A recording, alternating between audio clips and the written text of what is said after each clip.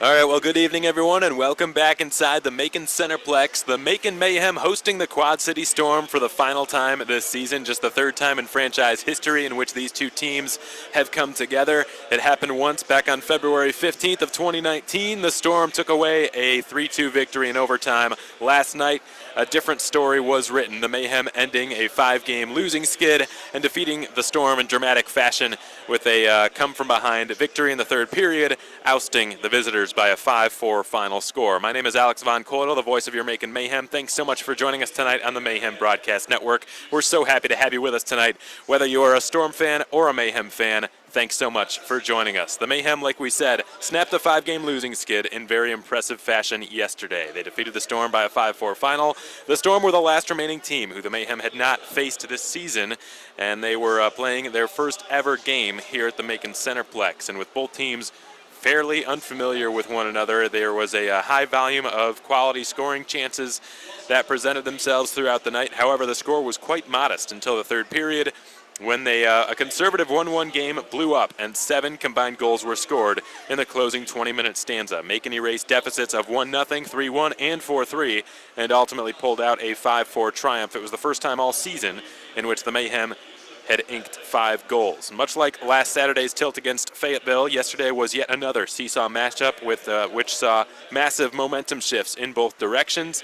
And the Mayhem have made it a focal point over the past couple of weeks to avoid being outskated and outplayed in the third period, and yesterday the results showed. Quad City will undoubtedly have a chip on its shoulder tonight entering this contest. Close games have not gone their way of late. They've dropped 5 straight decisions that were decided by 1 goal, and letting a late lead slip away last night, that never sits well with an opposing team, especially when it has an opportunity for redemption the very next day. Tonight's game has very meaningful implications for both sides. The Mayhem, the Storm, after winning 3 games in a row near the start of November, have now dropped 8 straight and are just 1 point ahead of the Mayhem in the standings. Meanwhile, Macon just snapped a skid of its own last night and is eagerly yearning to launch itself back into the playoff picture. And while there are still many games to be played and playoff positioning is fairly insignificant at the moment, no team wants to be stuck in last place for long, so the outcome this evening could very well boil down to whichever team hungers more for these 2 points. Something that is probably going to add even more fuel to the fire tonight is the number of players on both sides who have played for their opponents in the past. Quad City has 4 ex-Mayhem players, now 5 with the addition that we found out this afternoon of Ryan Devine, while Macon has 2 ex-Storm players. Dakota Kletcha clearly made his presence known in his return to the Centreplex last night. He dropped the gloves with Jarrett Cupp and ultimately spent 11 minutes in the penalty box. Kristaps Nemanis won a President's Cup with the Mayhem back in 2017. Peter DeSalvo played 3 games for the Mayhem back in the 2017-18 season. And Vincent Beaudry was part of a trade from the Mayhem to Quad City for future considerations in December of 2018, though he did not dress for a game. And then, of course, Ryan Devine, who played for the Mayhem this season. He played 8 games, led the league in penalty minutes while he was here. He was certainly an agitator, and now he will be an adversary for the Mayhem tonight. It will certainly be an interesting one. We'll have to keep an eye out for number 13 in the gray sweaters this evening. On Macon's side of things, Alex de Oliveira scored his first point with the Mayhem last night against his former team. Had a secondary assist against the Storm yesterday. It was a part of that comeback effort in which Stathis Sumalidis scored and then assisted on a goal within a 21-second span. De Oliveira got the secondary assist on that goal from Sumalidis. He played in 7 games for the Storm earlier this season and recorded 3 assists, led the team with a +3 rating. And Danny Caesar also has Quad City ties. He was traded there last season before he landed in Macon. However, he also did not dress for a game there. Tonight is the Mayhem's 4th annual Teddy Bear Toss. Along with Peanuts Night, the team will be wearing specialty Peanuts-themed jerseys throughout the evening, which will be sold off at a live auction in the Centreplex lobby following tonight's game. All products from the Teddy Bear Toss will be donated to local children's hospitals, starting with Beverly Knight Olson Children's Hospital. But of course, with what happened last year, over 2,500 bears were thrown onto the ice. I don't even know if 2,500 bears could fit inside of a children's hospital, so we had to disperse them around the Middle Georgia area. The plan is to do the same again tonight and hopefully even break the record that the Mayhem set last year with 25-19.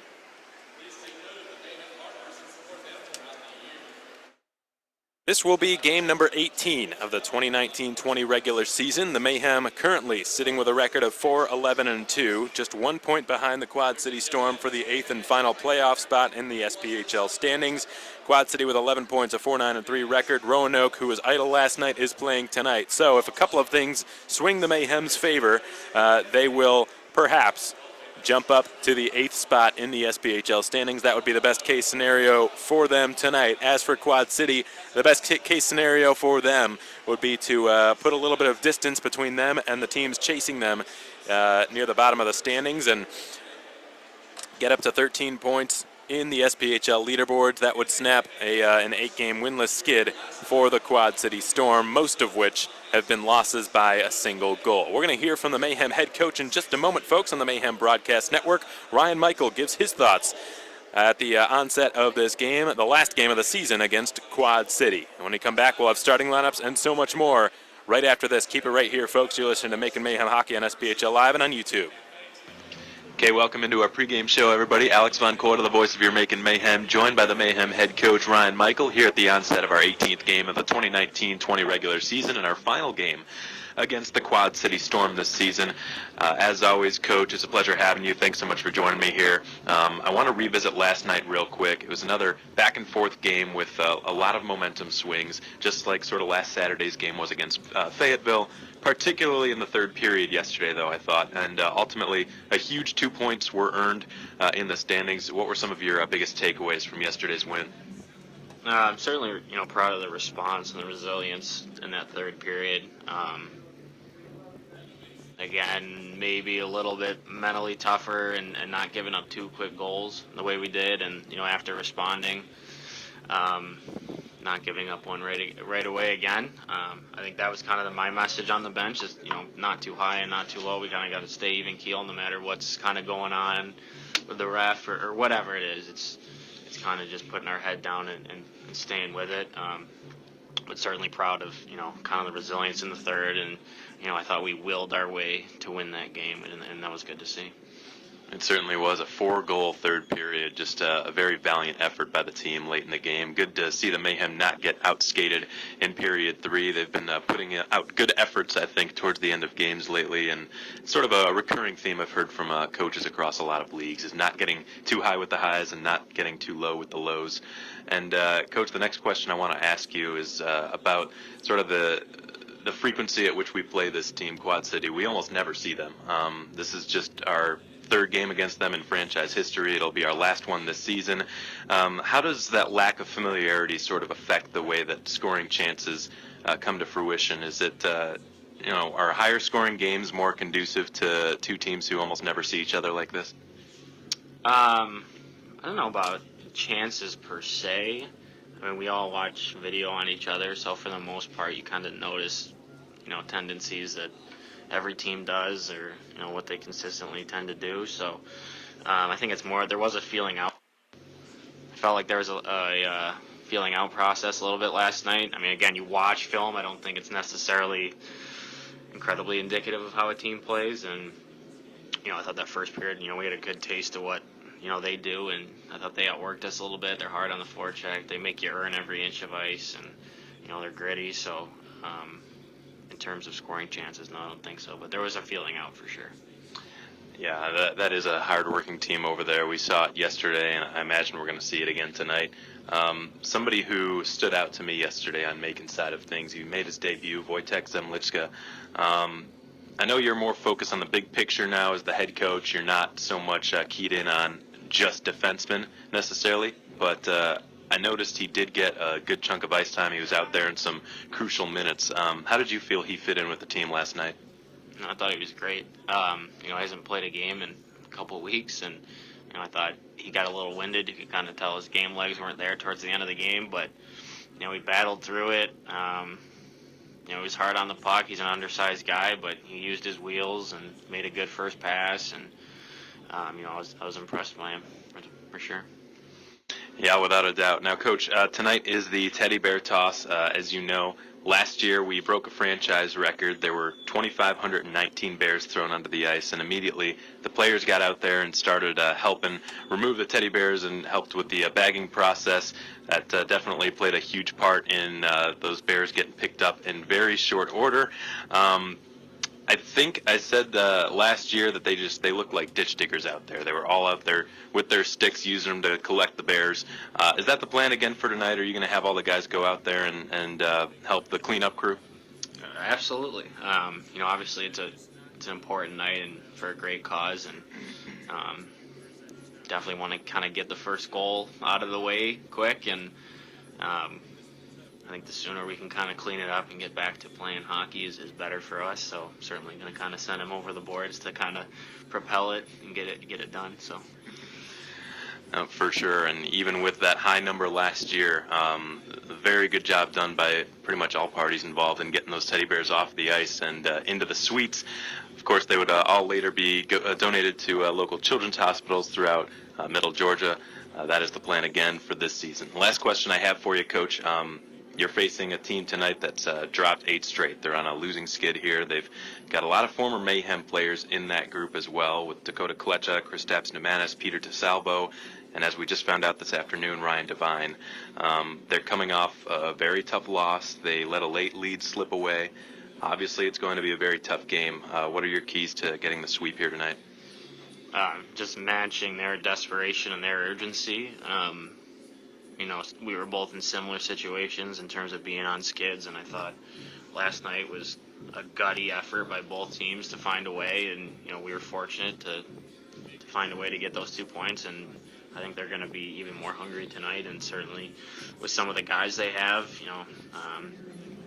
it's going to be another battle, another war. It's going to be gritty. It's going to be hard to earn every inch of ice, so I think the keys are for us is matching that desperation they're going to have and kind of amplifying it a little bit for ourselves. And I liked our forecheck. We got to be better on the breakout, be smart in the neutral zone, almost boring to force them to dump pucks, and kind of just being diligent on the D side, and I think we'll be all right. Appreciate your time, Coach. Good luck out there tonight. Thank you. That's Ryan Michael, head coach for your Macon Mayhem. This has been your pregame show. We'll be back in just a moment with your out-of-town scoreboard update and more in just a moment. Keep it right here. Welcome back, everybody. Well, we hope you enjoyed that pregame interview with the Mayhem head coach, Ryan Michael. Always a pleasure catching up with Coach Michael at the onset of our games. The starting lineup for the Quad City Storm is being announced right now by our public address announcer, Charles Olson. In goal will be Peter DeSalvo, former Mayhem goaltender who played here during the 2017-18 season, wearing the number 35. Up front for the Quad City Storm, and Dave Panichny's squad is going to be will be Tommy Tsiko centering a line with Michael Casali on his right, and Kristaps Nemanis, Ryan Devine, and Tucker Ross, who are 3 defensemen, will all be starting as well. So one of the 3 of them will be starting at forward. I don't imagine Ryan Devine is going to be out there for the first shift to play defense necessarily for Dave Panichny and the Storm. Interesting late-day development that happened probably around 3 or 4 o'clock this afternoon. That's when it was finalized. That's when we found out about it. Ryan Devine, who was officially placed on waivers from the team yesterday morning, has signed a contract with the Quad City Storm. He was placed on waivers and claimed off of them less than 24 hours later, and now he is a part of the Storm and will be facing the team that he just left just hours ago. And he, as a matter of fact, he came to this game from the same apartment he's been staying in, came to the arena just like it was a regular game day. The only difference is he's suiting up for the other team. The Quad City Storm playing in their final game against Macon this season, just their second game in this building in their franchise's history. Last night was their first, and they dropped a 5-4 decision at the hands of the Mayhem, who tonight will be wearing their specialty Peanuts-themed jerseys, which will be sold off at a live auction in the Mayhem Centreplex, Macon Centreplex, following tonight's game. The team going with white helmets to complement these jerseys, which you will see shortly when the Mayhem starting lineups are announced.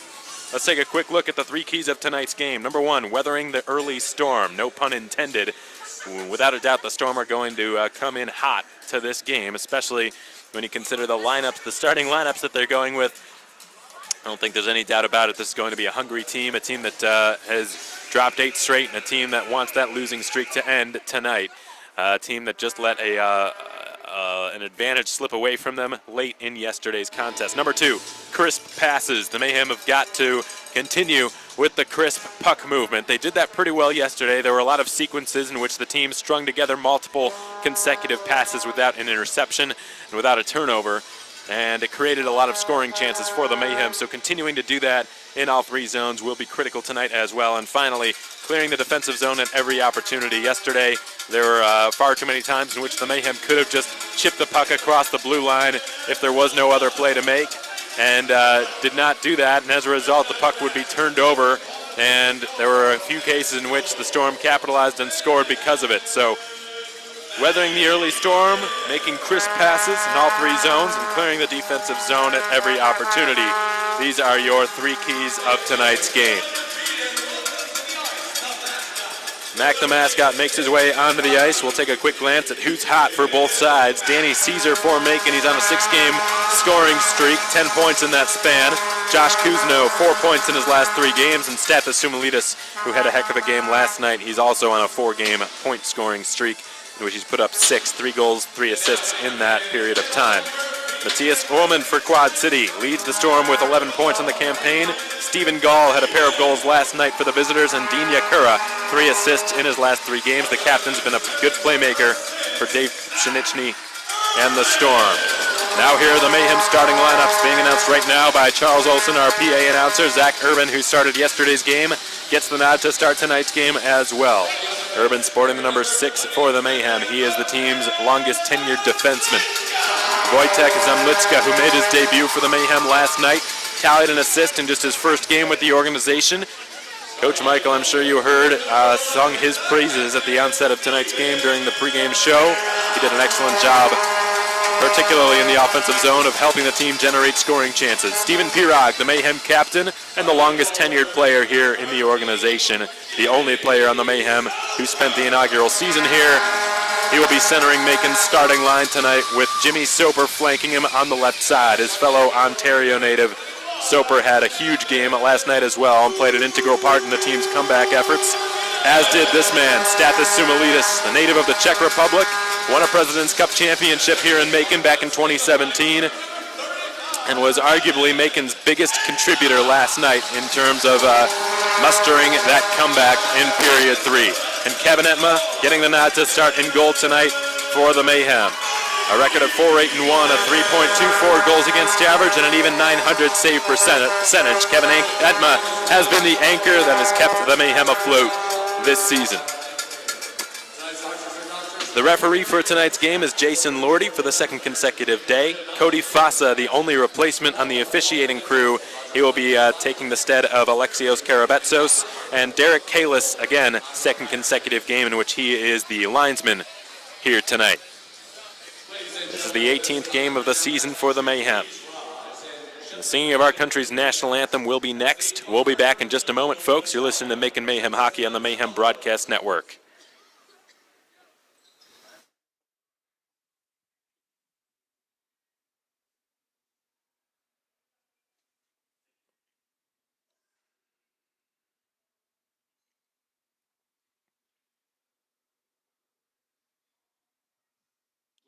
Standing as Katina Cavanis performs tonight's national anthem of the United States of America. Oh, say, can you see by the dawn's early light what so proudly we hailed at the twilight's last gleaming, strides and bright stars.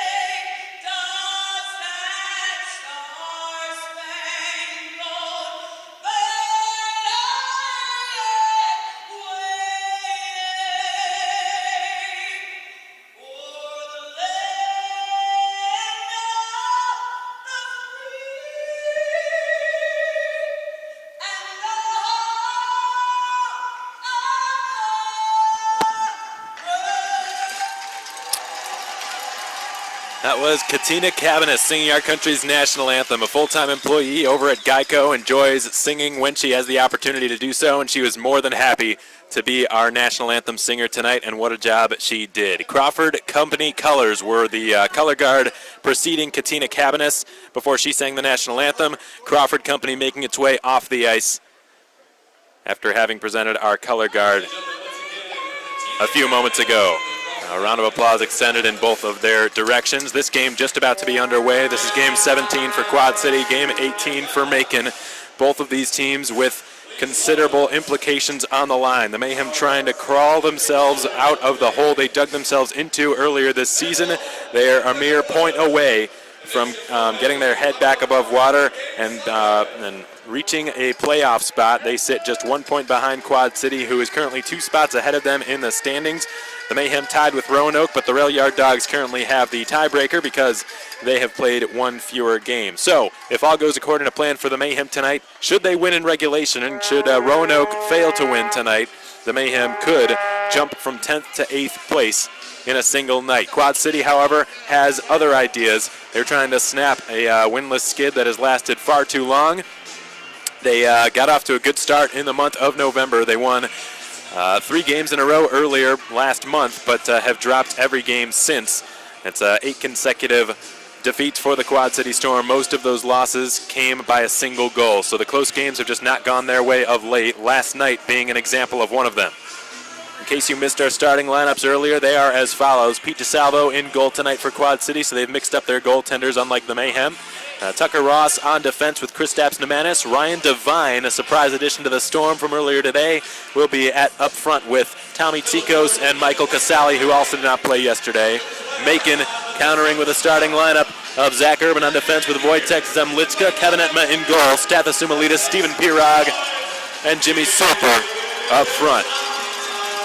Jason Lordy, the referee, drops the puck. Stephen Pirog wins the opening draw, and this game is underway.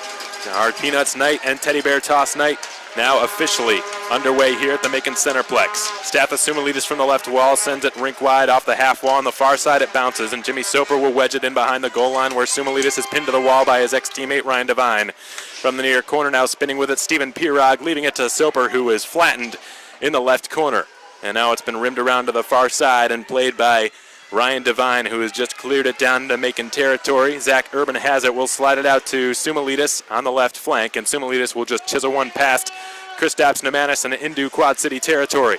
The Mayhem force the issue on the forecheck and spring the puck loose. Here's a quick shot redirected, and a stick save is made by Pete DeSalvo in goal, making his first save of this game. Sean Lynch commencing the forecheck. It's been rattled off the boards by Junior Harris of Quad City, who scored his first goal of the season last night on a bit of a fluky play. Puck's just been hoisted off the glass and down into Storm territory. In a foot race forward is Josh Cousineau, but he'll be bested in that race by Matthias Ullman, the Swedish-born defenseman. Now it's Joe Sova slapping one out to the neutral zone. Price kicked it to his teammate on the left side. It's been dumped in below the Macon goal line and retrieved inside of the Mayhem trapezoid.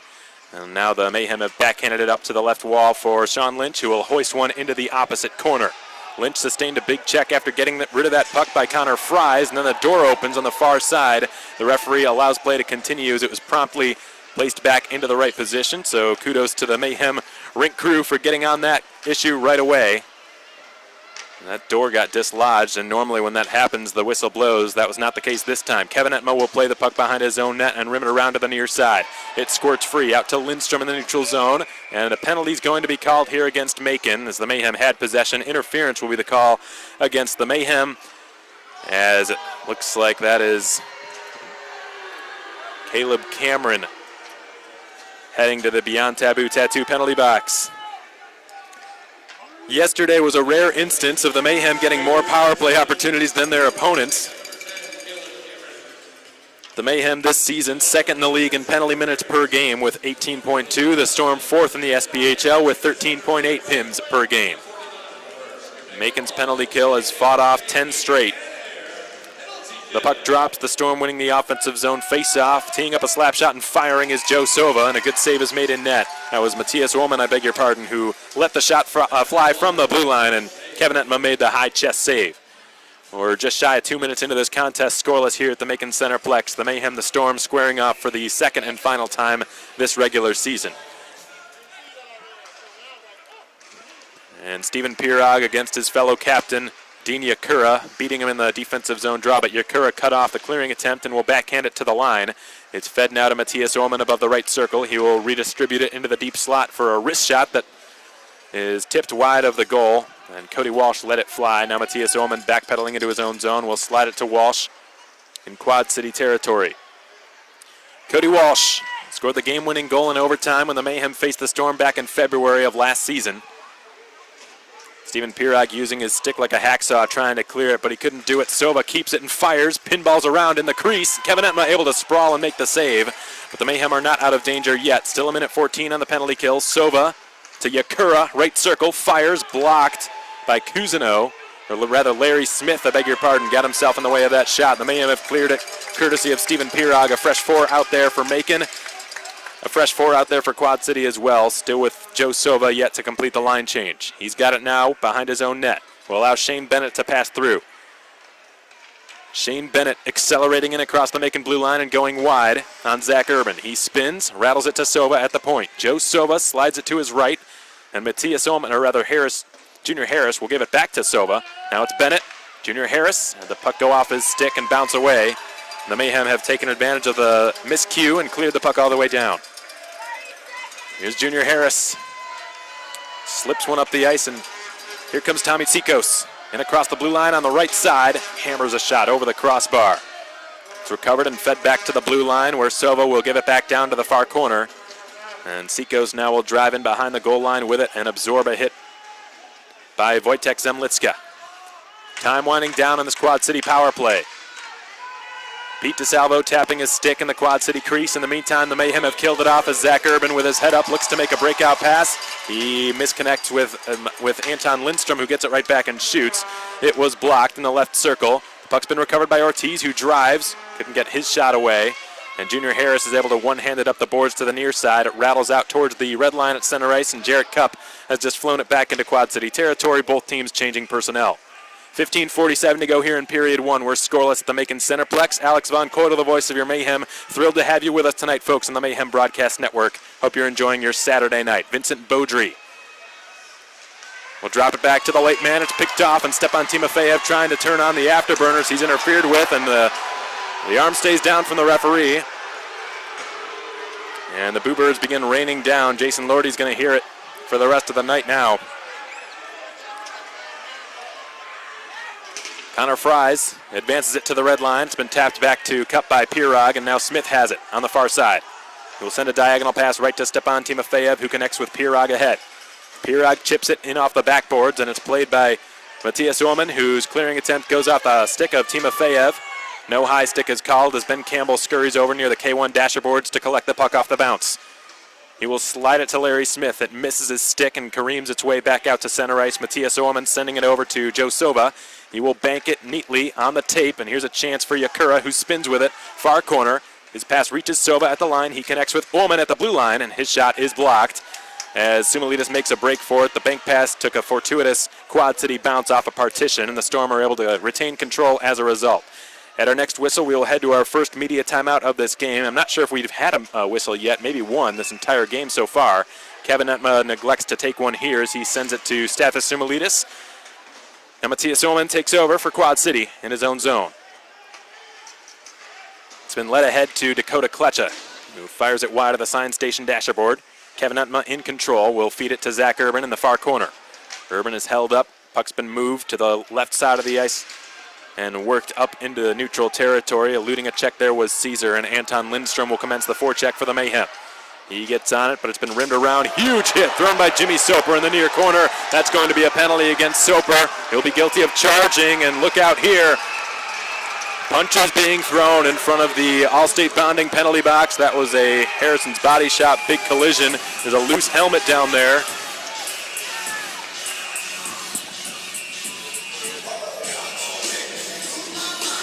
And the player who Soper ran into is still down.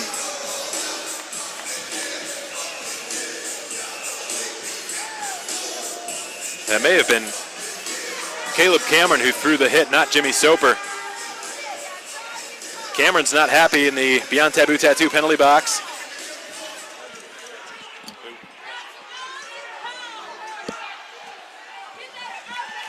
That is Dakota Kletcha, who was hit hard by Caleb Cameron. I don't know what else Jason Lordy will call this. It looked like a clean hit. The only thing he could call is a charge, and if you take too many strides before leading into a hit, then that is certainly a charge, but it's a tough one to call. There might have been a high hit as well. It looked like a clean hit to me, sans the charge, of course, but when it comes to player safety, you've got to take situations like this seriously, and I'd imagine that's why Jason Lordy is making this call. He knows that this game is going to be chippy, to say the least. Both of these teams have had their struggles of late, and with the amount of former Mayhem on Quad City's roster, combined with the fact that it was just a very dramatic night yesterday, and we can expect situations like that to occur really all evening long. So Jason Lordy probably trying to make a statement here that he is going to keep this game on a tight leash to prevent things from getting out of control, and you've got to respect that decision. That is his prerogative. Charging is the call, as we suspected, against Caleb Cameron. I misidentified him as Jimmy Soper. It was Cameron who leveled Dakota Kletcha, his former teammate, in the near corner of the Quad City zone. So the Storm will go back to the power play. The Mayhem 1 for 1 tonight on the man disadvantage. This Mayhem penalty kill is brought to you by J&J's Heating and Air Conditioning, as Stathis from the Body Armor Dasher will just hoist one off the glass all the way down. Matthias Ullman in pursuit of it. Pete DeSalvo turns it over right to Pirog. Doesn't have any help as he's on a penalty kill, but he continues fighting for it in the far corner before retreating back to his bench. He and Stathis will be replaced by a pair of Mayhem forwards. Matthias Ullman will drop it off. Dean Yakura slides it over. And Cody Walsh jumps it into the Macon zone, clockwise around the end wall at Kareem's. It's salvaged at the line by Matthias Ullman and fed down to Dean Yakura, back to Ullman. The two of them play catch. Outer hash marks, right circle. Ullman in the deep slot sets up Walsh for a one-timer, and Yakura gets it right back off the bounce, and Kevin Etma scrambling, able to make a kick save. The Mayhem have just cleared the puck out into the neutral zone. The Storm were on a delayed offside temporarily. They're now good to forecheck, but quickly blasting it all the way down the ice was Jarrett Cupp. A smart play by the veteran Mayhem blue liner. This Storm power play is halfway through. Caleb Cameron in the box for charging on that hit he delivered on Dakota Kletcha moments ago. Shane Bennett will race into the Macon zone. Passes it to himself off the X-Dasher boards on the far corner of the Macon end. It pops loose. Larry Smith will just drop it off, and Alex D. Oliveira is able to clear it out as far as Joe Soba in the neutral zone. Bennett receives the pass from Soba and trickles one through. Dropped back to Soba now from Dakota Kletcha. Good to see him back on the ice as he will race down the right wing, going wide on Larry Smith. Kletcha loves to do that. He takes it all the way around the Macon zone and drops it back to Bennett at the line. He goes down from his knees, got a shot off, didn't have much gas on it. Soba, one-time blast, stick save by Entma on Junior Harris, and the puck bounces right to Jimmy Soper, who will weave his way out into the neutral zone. That was Sean Lynch, who will feed Jimmy Soper in the far corner now. Soper pinned to the far corner boards. 7 seconds remain on the penalty called against Caleb Cameron for the charge. Here comes Junior Harris, splitting the D with that pass into the Macon zone. Kevin Entma, very good at playing the puck, has just rattled it off the neutral zone boards, and Jimmy Soper enters the Quad City zone. The Mayhem, in the meantime, have returned to full strength. They're 2 for 2 on the J&J's Heating and Air penalty kill, as the Storm have just cleared the puck all the way down over the stick of Zach Urban. No icing here, as the linesman believes Urban could have played that puck. Now it's Michael Casali taking it deep into Macon territory. Casali fighting for it along the end wall. From his backhand, will shovel it up to the line. Tucker Ross sends it point to point. And it's played by Sean Kasarowski, who will rattle one around the end wall. Wojtek Zemlitska fighting for it near half boards. Puck pops back out to Kasarowski at the left point, tees it up and fires. It's blocked by Danny Caesar, who fails to clear, but he may get some help here from Zach Urban. Urban's able to bounce one out into the neutral zone, past the stick of Josh Cousineau, who scored the equalizing goal in Macon's comeback effort last night. Anton Lindstrom in the near corner. Couldn't make anything happen as he was pretty gassed at the end of a shift. Tucker Ross, he will fire it off of a friendly skate as it bounces into Macon territory. It squirts past Taylor Price in the neutral zone. The Storm back in control again. We're nearly halfway through this period. Price, right corner, Tries to put it on net, but it was blocked by Larry Smith. And now Stathis Simulidis will just circle back with it in his own zone and angle it off the backboards for Smith. Smith accelerates it around the near wall, and Stepan Timofeyev will find Pirog. His pass went off of a Quad City stick and bounced awkwardly off of Simulidis' skates. Far corner, Simulidis has it. He centers one, hoping for Timofeyev, batted away, and here come the Storm on a counterattack developing. Larry Smith with a good read and a good stick, rather that was Ben Campbell, to nullify that opportunity. And now the breakout pass was made by De Oliveira off the stick of Simulidis. Here come the Storm. Kletcha pulls up on the brakes, can't get his shot through. It bounces around in the slot, and finally it trickles its way to the near half wall. Held in the zone from the right point, we get a whistle blown and a stoppage in play. Stepan Timofeyev and Michael Casali throwing pushes and shoves at one another. Timofeyev was sort of the victim of a situation earlier in this game, which was not called a penalty, though most in the arena thought it would have been for interference. But now he and Michael Casali will take a seat in their respective penalty boxes. Casali was just activated from the 21-day IR today. He hasn't played a game in 3 weeks and is getting his legs back under him again. So this will be 4-on-4 hockey if I'm not mistaken.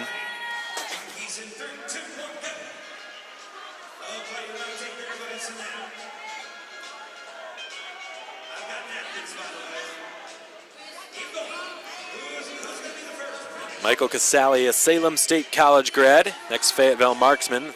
It's his first game since November 22nd. Exactly 3 weeks ago, he was placed on the 21-day IR. And now Dalton Mills, who played last night for the Storm, is on that very same sentence, I guess we'll call it, 21-day injured reserve, in light of the Ryan Devine signing this morning. So we will, in fact, go to 4-on-4 hockey. Mayhem have yielded some strong scoring chances on 4-on-4s of late. The puck will drop in the near circle of the Macon zone.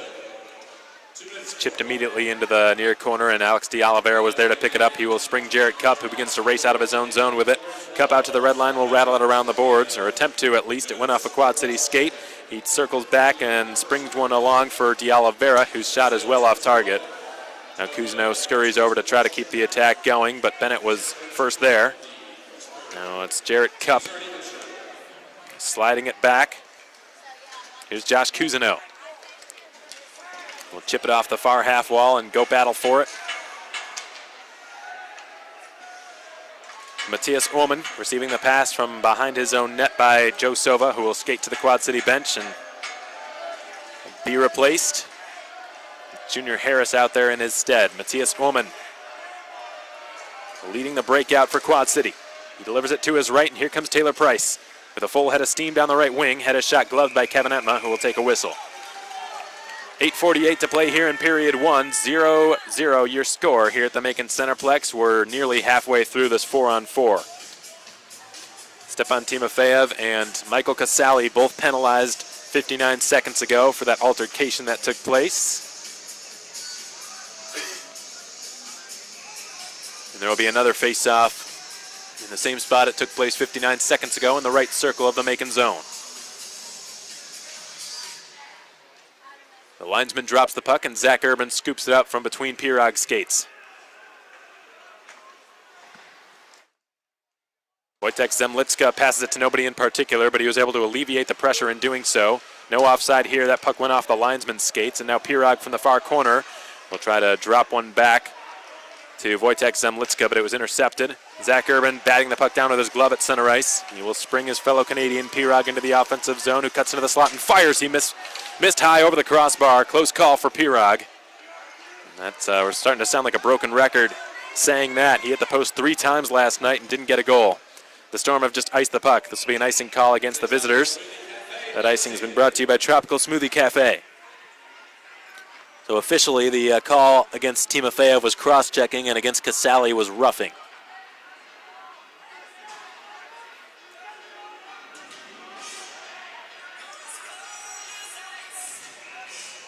That 4-on-4 just 20 seconds away from expiring here.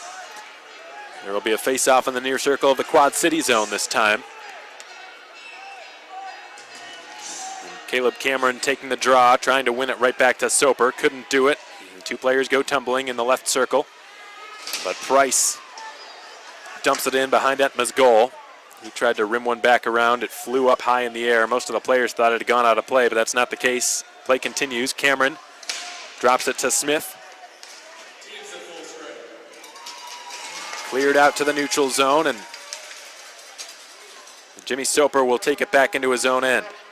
The Mayhem have killed off both penalty kills they've faced, and the 4-on-4 yielded no result either. Scooping up that loose puck in the neutral zone was Stepan Timofeyev, whose shot is blocked by Matthias Oman. And here come the Storm on the counterattack. Shane Bennett racing down the left side. Cuts to the outside against Jarrett Cupp. Campbell is able to clear it up the far wall. Timofeyev trying to win it back, but it was dropped to Joe Sova in the Quad City zone, who will airmail one back out into the neutral zone. De Oliveira getting a quick return pass from Timofeyev, who twists it nicely to Lindstrom, who couldn't get a shot off. Shane Bennett's stick was right against his. He couldn't pull the trigger there. Sean Lynch will send it down to Lindstrom in behind the goal line, but goes past him and all the way around. Joe Sova lifts one out to the neutral zone and past it. Here's an opportunity. Beaudry will drive to the backhand. Shoots denied by Kevin Etma. Down in the butterfly, made the save on the off-speed shot by Vincent Beaudry. And now it's De Oliveira dropping it behind his own net. Jarrett Cupp blew a tire but got back up extremely quickly and backhanded it out into the neutral zone. Cody Walsh. Ryan Devine spins it up the wall, and it's been dumped into the Macon end. Etma rims one around to the near side. Alex De Oliveira clearing one past Devine. 2-on-1 develops. Soper gives it across. An excellent defensive play made by Kristaps Nemanis, who was the only defenseman back. The Storm have just cleared it all the way down. Kevin Etma's out of his net. Just under 6 minutes remain here in the first period. No score at the Macon Centreplex. Zach Urban leading the charge. We'll send it up to Marcus Ortiz, who cuts into the slot and shoots. And a pad save is made in goal by Pete DeSalvo. Good kick stop. Risky play made by Zach Urban, but it didn't cost him. He's able to slow down the Quad City breakout. Wojtek Zemlicka rattles it around the end wall into the Quad City zone. Kristaps Nemanis laid it off the skates of Tommy Tsikos. The Mayhem caught on a delayed offside as the whistle blows and we get a stoppage in play. 5:22 to go here in the first. No score at the Macon Centreplex. Hope you're enjoying your evening, folks. You're listening to Macon Mayhem Hockey on the Mayhem Broadcast Network.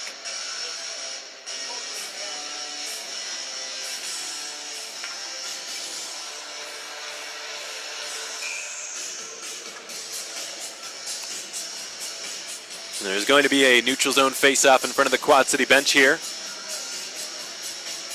And it'll be Josh Cousineau against Tommy Tsikos in the face-off circle.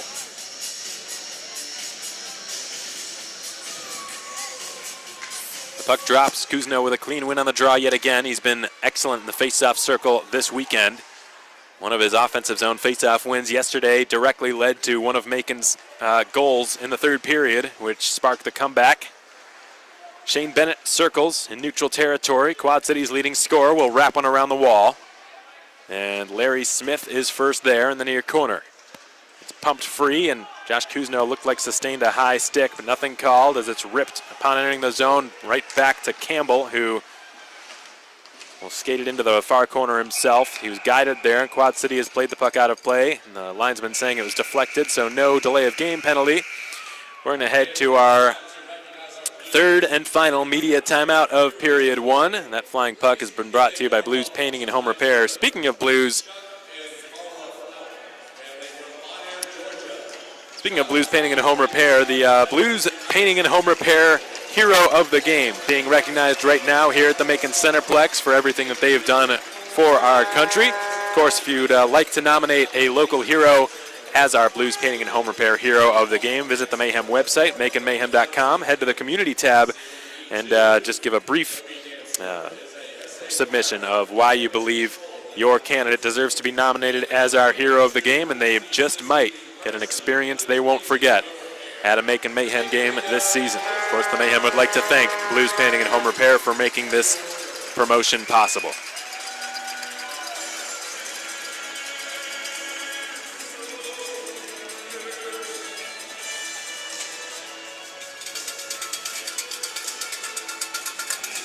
Offensive zone face-off here for Macon. Still scoreless, 15 minutes and 13 seconds into this game. Cameron unable to win the draw. Joe Silva banks it off the boards on the far side. Cup will return it up the far boards. Caleb Cameron would have been offside, so he had no choice but to dump it in. He slams into the near corner glass to try to win the puck back, but it's Quad City exiting their own zone. De Oliveira from center slides it over to Ortiz. He splits one up the ice for Lindstrom, who shovels a backhander on goal, fought off by DeSalvo. A huge hit thrown in the near corner. De Oliveira drops into the slot for a one-timer by Lindstrom that's blocked. Lindstrom will then try to put it behind the net for Cameron. Didn't work out, but Cup is able to hold the blue line and give it back to Lindstrom. Far corner, he banks it off the backboards. Cameron goes after it. Cameron is pinned to the near corner wall by a pair of Quad City Storm players. Cameron just trying to soccer it one way or another. He is really held closely to the wall, didn't have much room to maneuver there. Puck bounces up to the point on the near side, and the Storm have cleared the danger for the time being. De Oliveira will flip one back in. We'll hear from Alex De Oliveira during the first intermission of tonight's game.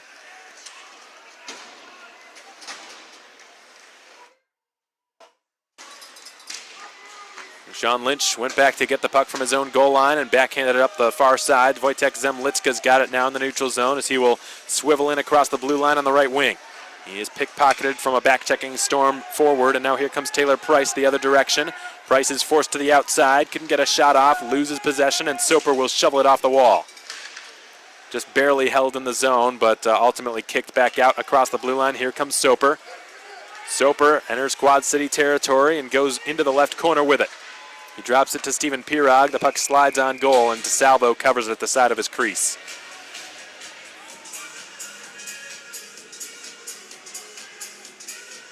Peter DeSalvo, long career for him. This is his 7th SPHL season. He's played for 6 different franchises in this league. One of them, of course, was the Macon Mayhem back in the 2017-18 season. He only suited up for 3 games here, but was fantastic when he did. He registered a .946 save percentage in this uniform. Matthias Ullman with the puck on his stick following that defensive zone Quad City faceoff. Rims it around to Silva, goes past him. Caesar couldn't make the Storm pay for it. Here come the visitors through the neutral zone. Shane Bennett had it go off his skates. He goes fighting for it near the Texas Roadhouse Dasher. Caesar all the way below his own goal line trying to help out the defense. And we've got another whistle here, another penalty called against Macon. There might be a high stick called against one of Macon's players. Shane Bennett was the one who was hit up high.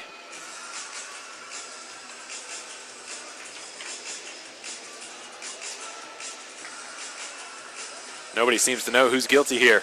Maybe they do know and they're just pretending not to. But it will be a third consecutive Storm power play here to start this game. We're still scoreless near the end of the first period. And it's Ben Campbell who was found guilty of the high stick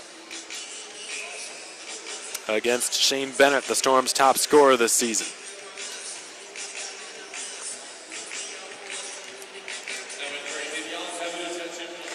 So Campbell, a rare trip to the Beyond Taboo Tattoo penalty box, and the Mayhem back to the J&J's Heating and Air Conditioning penalty kill for the 3rd time tonight.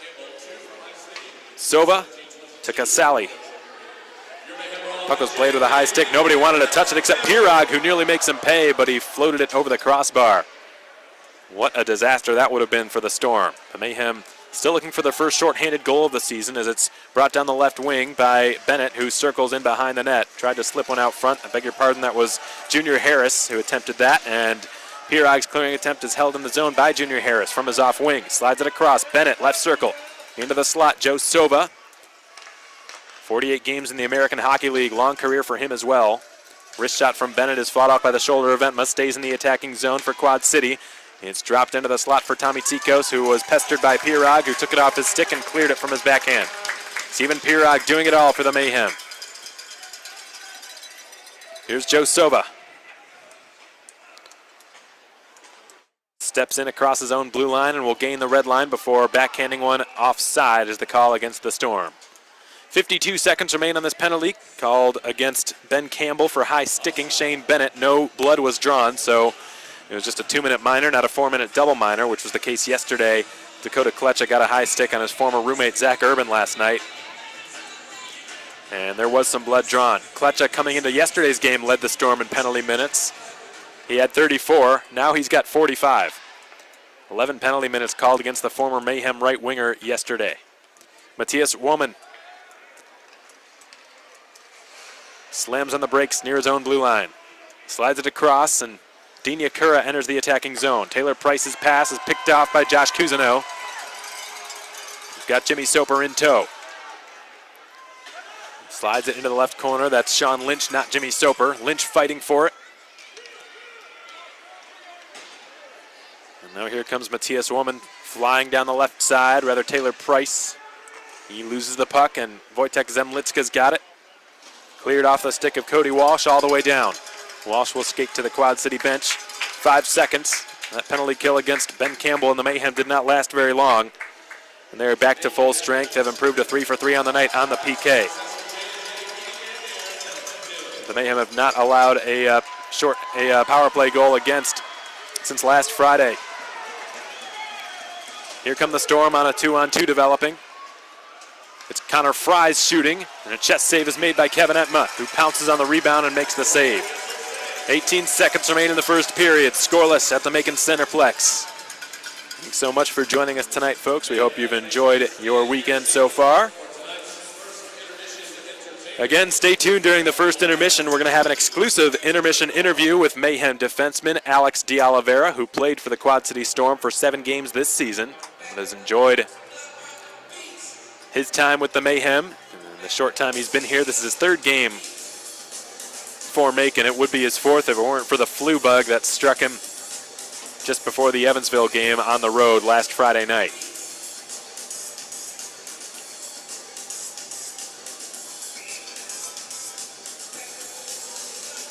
Taylor Price replacing Dean Yakura in the face-off circle. Stephen Pirog, a much more tenured face-off man, is able to win the draw on the far circle. Stathis Sumalitis is able to work one out into the neutral zone. Dean Yakura.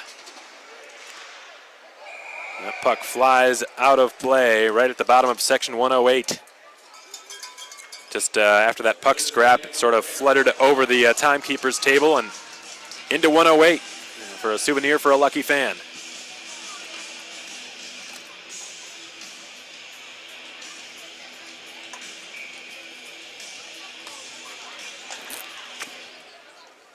Joe Sova in his own zone with time expiring. The first 20 minutes are in the books. Surprisingly, no fights. We almost expected there to be one. Here in the first period of this game, there wasn't one. However, there was a pretty good share of penalties, most of them coming on Macon's side of things. They found themselves in the penalty box on 4 separate occasions. They were shorthanded on 3 of those, and there was one 4-on-4 situation. Neither team managed to capitalize on the extra ice. Shots on goal fairly modest in the opening 20 as well. Shots on goal right now will be announced by the public address announcer, Charles Olson, saying 9 for Quad City and 3 for Macon. There were not a lot of instances in which Peter DeSalvo was tested whatsoever. And that actually ties the lowest or the fewest shots in a single period the Mayhem have ever generated in franchise history. It's happened now, this is the 7th time it's ever happened. The last time it happened was against Knoxville. They were outshot 14-3 in the 3rd period of a 4-2 win against Knoxville on March 29th of 2019. Sort of an obscure stat for you, but there you go. The Mayhem, the Storm, scoreless through 20 minutes of play. Let's take a quick look around the SPHL for your first Hampton Inn & Suites out-of-town scoreboard update of this game. Huntsville up 4-2 on the Fayetteville Marksmen, who came back in dramatic fashion yesterday to upset the Marksmen at the Crown Coliseum. Again, they lead 4-2 through 40 minutes of play. The Rail Yard Dogs and Knoxville Ice Bears scoreless through the first period of play, and the Birmingham Bulls will host Pensacola momentarily. The Evansville Thunderbolts will host the Peoria Rivermen. That wraps up your out-of-town scoreboard update, brought to you by Hampton Inn and Suites. We're going to head to our interview with Alex de Oliveira, coming your way next on the Mayhem Broadcast Network. Folks, keep it right here. You're listening to Macon Mayhem Hockey on SPHL Live and on YouTube. Okay, welcome back, everyone, and thanks so much for joining us tonight on the Mayhem Broadcast Network. You're listening to Macon Mayhem Hockey on SPHL Live, powered by Endeavor Streaming and on YouTube. And I had the privilege of being joined by one of the newest additions to the Mayhem, defenseman number 3, Alex de Oliveira. Alex, first off, really appreciate your time, and thanks for being here tonight. Yeah, thanks for having me. So, Alex, there were a huge 2 points last night that the team earned. The Mayhem snapped a 5-game losing skid. I thought you guys showed incredible resilience, particularly in the third period. What was it like to just be a part of that, multiple comeback effort sort of game like that? Yeah, it was great. It just shows, what kind of team we can be, and we definitely feel like all our hard work started to pay off, and those wins are awesome, and hopefully we can take it into tonight. Yeah, and you were a part of the comeback effort. You got your first assist with the Mayhem, first point with the Mayhem on Stathis Sumalitis' goal, which sort of spiraled into another goal just 20 seconds later. Was it a little bit more special getting your first point with the team against your former team in Quad City? Yeah, to be honest, it's there's obviously something there that a little extra feeling you get, but you try not to think about it too much or get too emotionally involved like that. You just want to focus on the next shift, and we did that, and in the next shift we ended up getting another one. So or that shift we did. So yeah, you don't want to ever be too high or too low or too focused on like the wrong things. So, but it was a good feeling. Now, Alex, I'm shifting gears here a little bit. This past week on Wednesday, I wasn't able to make it to the Tropical Smoothie meet and greet because I was hosting the Line Change Coaches show, but I did hear from a source that you sort of outdid yourself a little bit with the smoothie making. Do you care to elaborate a little bit? That's funny. Well, I did work at a smoothie, like a vegan cafe before, and so I'd had a little bit of experience, and yeah, I had fun with it. May as well. It was awesome. Their food is great. They feed us like every day. Like we go there. So it was actually a great night.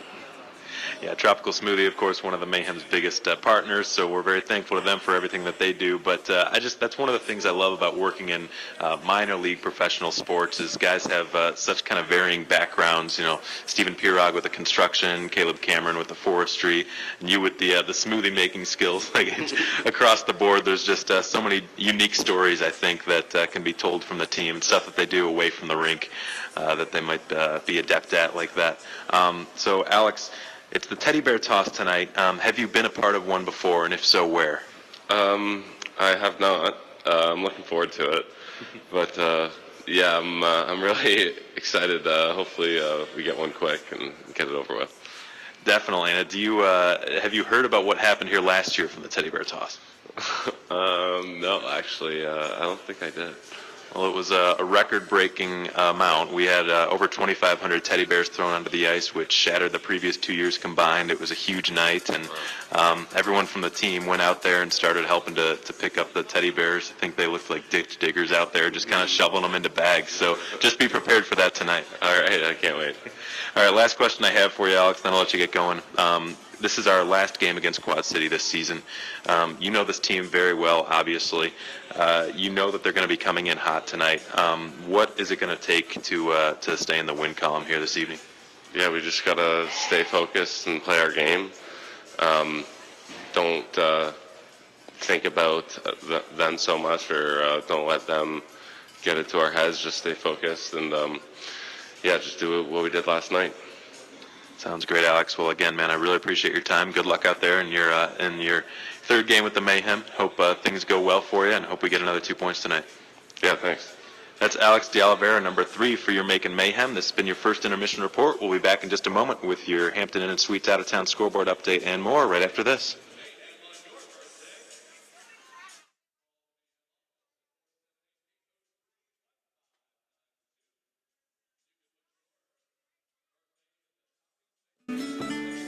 100.9. The Creek Real Music, Real Radio, Creekside Mornings, Tony Doolin, Charles Davis.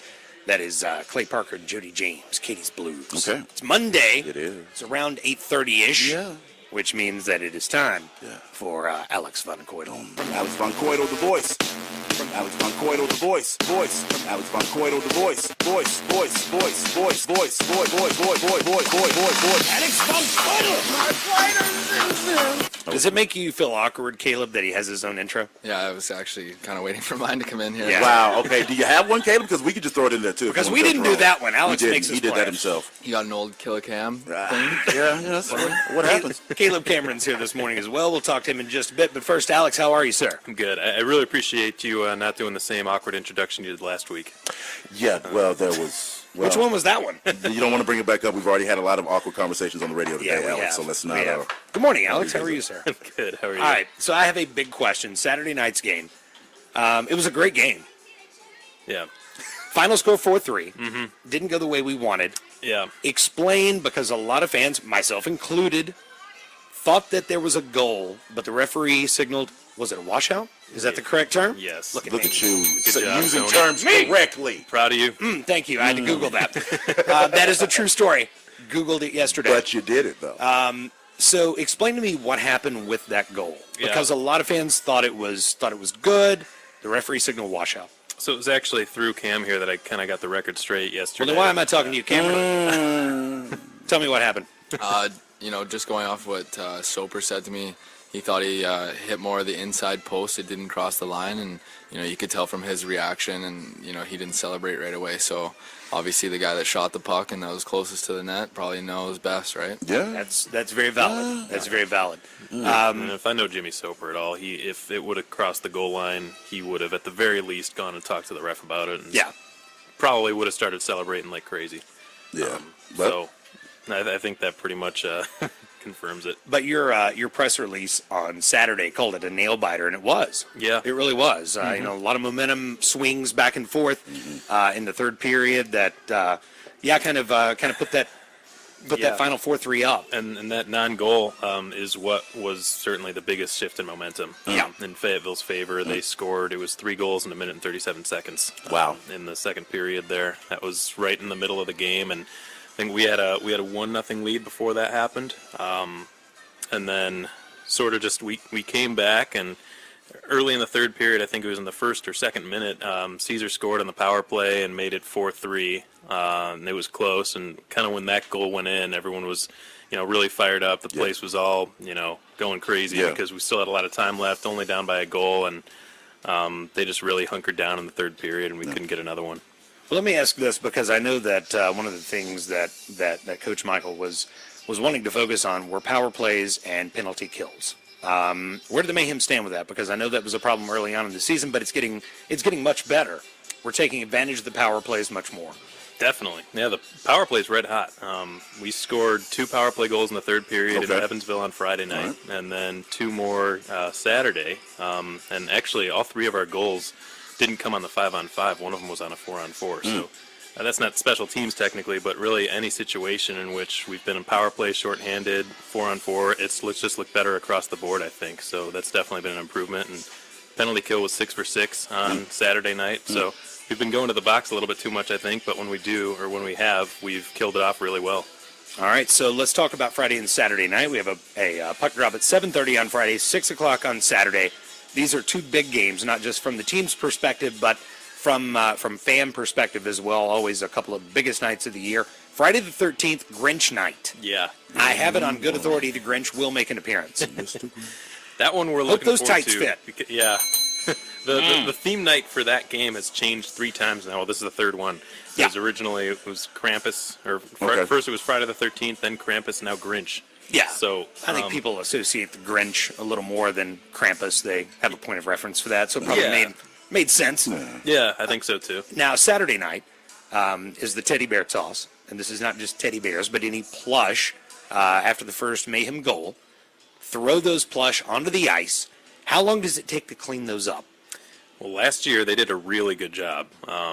Less than 5 minutes. Wow. They were all off the ice. And there were 2,500 stuffed animals thrown on the ice last year. Yep. We passed what we had done in 2 previous years combined last year. Wow. So we're hoping to beat that again this year. And jersey auction Saturday night. Yes, sir. The jerseys have not been revealed, but it has been revealed they're a Peanuts theme. That's right. We're going to reveal them, I think, early this week here. From everything that I've been told from our staff, I haven't actually seen them yet, but everyone said that they look great.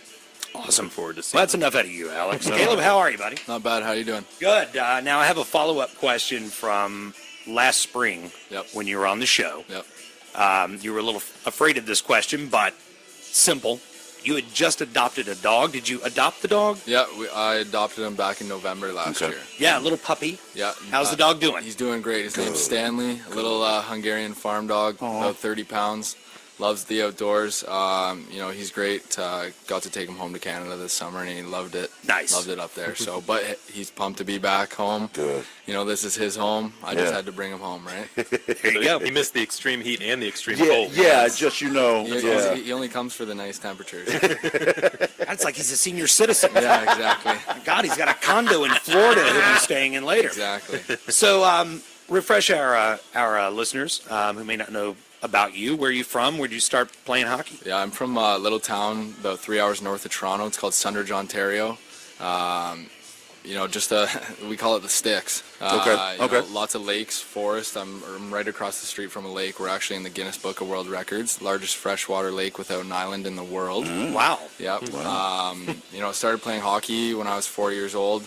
Obviously, in that little town, moved kind of closer to Toronto, and then picked things up as I went on and went to Rochester for college, and then made my way, overseas and then to the States eventually in Macon. This is now my 3rd season here, so I absolutely love it. It's like a second home to me now. Good. Awesome. Is this your first season with the trailer park mustache? Because that's new. That's new.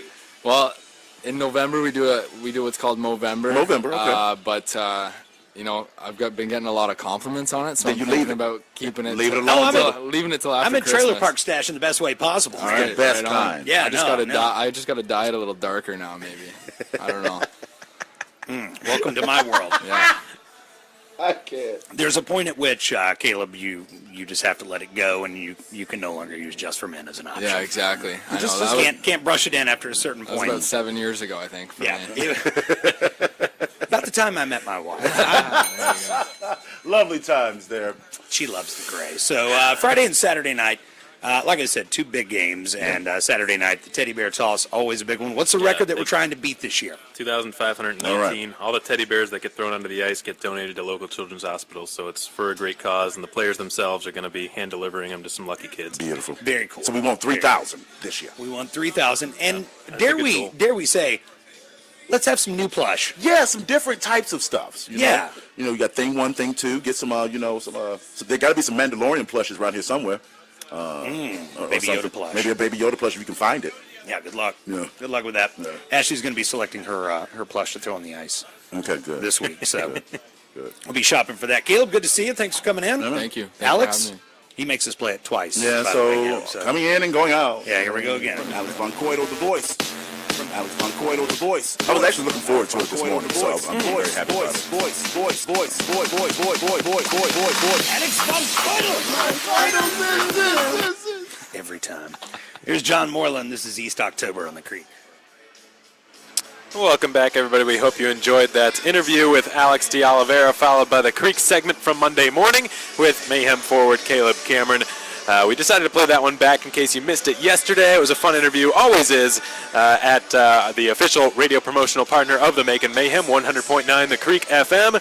I go there every Monday morning at 8:30 a.m. to talk about the previous weekend and the upcoming events that we have going on at the Centreplex, and of course previewing upcoming weekends and games and things like that. I'll always bring a player guest. Sometimes I'll bring the coach, Ryan Michael, but Coach Michael, not particularly fond of doing radio shows and things like that, so we already got his out of the way earlier this season. As soon as he took over as the head coach, I decided to bring him on, obviously. But after that, I'm gonna leave him alone for a while and just go with player guests. Try to keep it fresh every week. So for the most part, I'll bring a different player to the radio station every week. This year, we don't really have a Seth Ronsberg type player who would volunteer himself to go. And if I couldn't find anybody who wanted to go with me, I wouldn't force anybody. So Ronsberg would always be the first to volunteer. Sometimes he would just show up without me even knowing he'd be there. So maybe he liked it, I don't want to say liked it too much, but liked it more than anybody else that I've worked with so far. This year we don't really have somebody who enjoys it on that level. But who knows? Maybe we'll get one. We'll just have to wait and see. But everyone who I've brought on so far as a player guest has done a remarkable job. Of course, we'll also have another opportunity to meet the players. If you're interested, we have Line Change, the Macon Mayhem Coaches Show, typically every Tuesday night at 6 p.m. at the Rookery on 543 Cherry Street in downtown Macon. That is not the case for this Tuesday. This upcoming Tuesday, rather. It's going to be on Wednesday. Things are going on at the Rookery where we had to reschedule, so it'll be Wednesday at 6 p.m. at the Rookery on the Creek stage. I'll bring 2 player guests. I have not decided who they will be yet. And then for Christmas and New Year's, we will not have a show because those Tuesdays and Wednesdays fall on New Year's Eve and Christmas Eve and Christmas Day and New Year's Day, so just really no good time to do it. So the show will resume as usual the first Tuesday after New Year's. Again, 6 p.m. Eastern Time at the Rookery at 543 Cherry Street on the Creek stage in downtown Macon. We'd love to have you out there if you have not been. Well, we've got a second. Let's take a look around the SPHL for a Hampton Inn & Suites out-of-town scoreboard update. Huntsville and Fayetteville trying for the sweep on the road tonight at the Crown Coliseum. They lead by a 4-2 score. A deadlock in Roanoke tonight up at the Berglund Center in Roanoke, Virginia. No score between the Knoxville Ice Bears and the Roanoke Rail Yard Dogs at the moment. Knoxville, a red-hot team who's gotten off to an incredible start this season. Roanoke trying to pull themselves up by their bootstraps. Ian Silvis, former Mayhem goaltender, is on the bench tonight, backing up Jacob Fute. Don't know if I'm pronouncing that right. I'll have to get with Brian Gardner, the voice of the Rail Yard Dogs, on that correct pronunciation. And Pensacola in Birmingham this evening, and Peoria in Evansville. Those games, both Central Standard Time puck drops, have not begun just yet. That wraps up your out-of-town scoreboard update, brought to you by Hampton Inn & Suites. It was a very slow first period for the Mayhem here at the Macon Centreplex. They registered just 3 shots on goal, which ties a franchise low. That's only happened 6 times in franchise history until tonight. So not the kind of start they wanted. Fortunately for them, they're not facing a deficit. It was a pretty slow period for both teams. The Mayhem, however, were in the penalty box for 8 out of 20 minutes. 6 of those 8 minutes were with the team shorthanded. The Mayhem 3 for 3 on the PK. Have not had their first power play yet. In the meantime, this game is back underway. It's been played to Joe Sova below the Quad City goal, and he will saucer one back out into the neutral zone. Zach Urban there to cut it off. Jimmy Soper will begin the forecheck. Matthias Ullman sends it over to Sova. He connects with Shane Bennett on a diagonal pass, and Bennett will spear it one ahead. It's been dumped into the Macon zone by Michael Casali.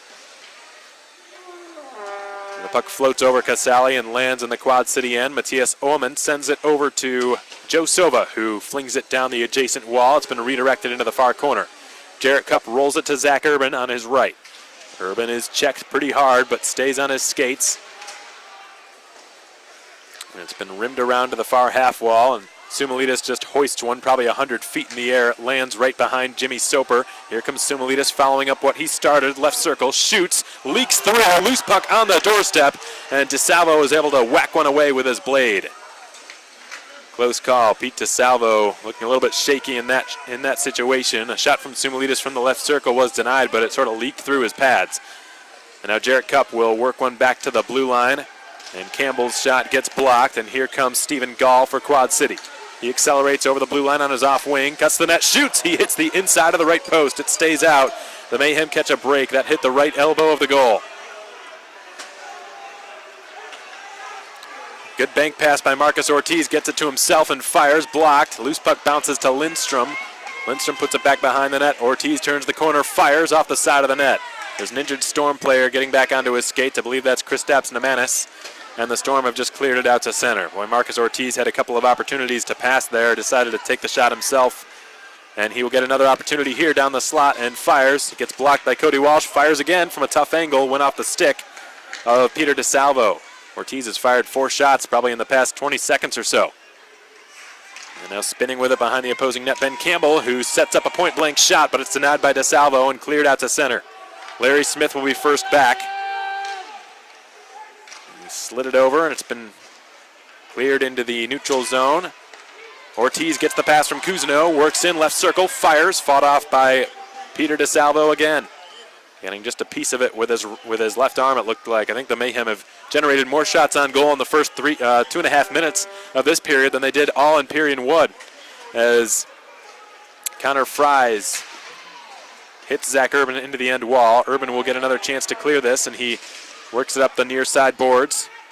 Stepan Timofeyev racing in. Dipsy doodles his way across the blue line, loses the puck. It's been cleared out by Junior Harris. Simulidis works one up to Stepan Timofeyev. Matthias Orman up the far side. Squeaks in across the Quad City blue line where 5 or 6 players battle for it in front of the Macon bench. Here's Shane Bennett over the Macon line. Swoops the wide and was covered well by Zach Urban. Timofeyev gets it and floats it ahead. Steven Pirog receives it. Pirog stood up in the near corner by Tucker Ross. Dakota Klecha banks it off the near boards and out into the neutral zone. Jarrett Cupp spins it right back to Pirog. He will spring one along for Jimmy Soper onside. He fires, and a blocker save. Loose puck in the slot. Cleared back up the slot, and Pirog keeps the attack going. Side of the net, Soper tries to jam it home. Can't do it. He is checked into the opposing goaltender. No penalty will be called by either side, and the Storm will rim one around clockwise of the Macon end wall. Caleb Cameron with a brilliant no-look between the legs pass, and here comes Timofeyev in across the blue line on his off wing. Drops it off, and Soper was well covered. He will now skate to the Macon bench. In the meantime, here come the Storm. Across the blue line, Taylor Price fires, and a good save is made by Entma, who is hugging the short side post. Price gave an extra shove into the near half wall. One shove too many against Alex de Oliveira, his former teammate, and Price will be guilty of cross-checking. The Mayhem will go to their first power play of this game.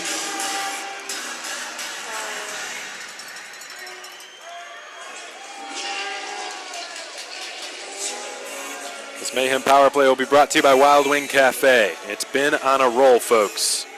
Mayhem power play has converted in 4 consecutive games, 5 of their last 6. Yesterday, percentage-wise, wasn't fantastic just because they had so many opportunities and they only scored 1 out of 7. But it was enough to keep the streak going, albeit it came on a 5-on-3.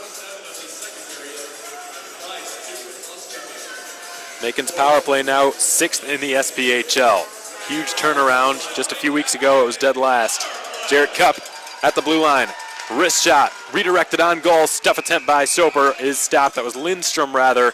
And a very quick whistle blows the play dead. Lindstrom nearly tucked it through the 5-hole of Peter DeSalvo.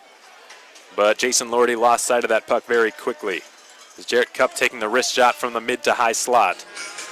Danny Caesar, Marcus Ortiz, Anton Lindstrom, Josh Cousineau, and Jarrett Cupp out there for this man advantage. This is Macon's first power play of this game, coming nearly a quarter of the way through period 2. The Storm winning the defensive zone face-off. Joe Sova checked into the near corner boards. Danny Caesar collects the puck and will drop it back to Cupp. Redistributes it to Caesar right circle, who fires. It sails over the crossbar. It's been cleared past Ortiz and into neutral territory, and Jarrett Cupp goes back to play it for Macon. Saucer pass that straddles Caesar, and Cody Walsh has it. Gives it away to Cupp. Cousineau onside. Buys some time and advances it down the boards on the far side of the ice. Cody Walsh just lifts it all the way down. Bounces off the Ortho Georgia dasher boards, and Kevin Entma lobs one out to neutral territory.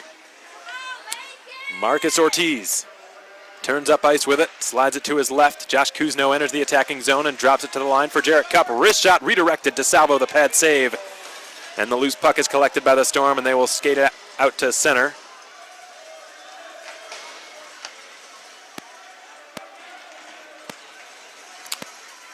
Now here comes Danny Caesar, slicing through center, across the Storm blue line. Had his shot get blocked. Junior Harris can't clear. It's Timofeyev manning the right point. Will slide it into the deep slot for Caleb Cameron. Dishes it to Caesar, whose shot from the circle is blocked. Timofeyev salvages it.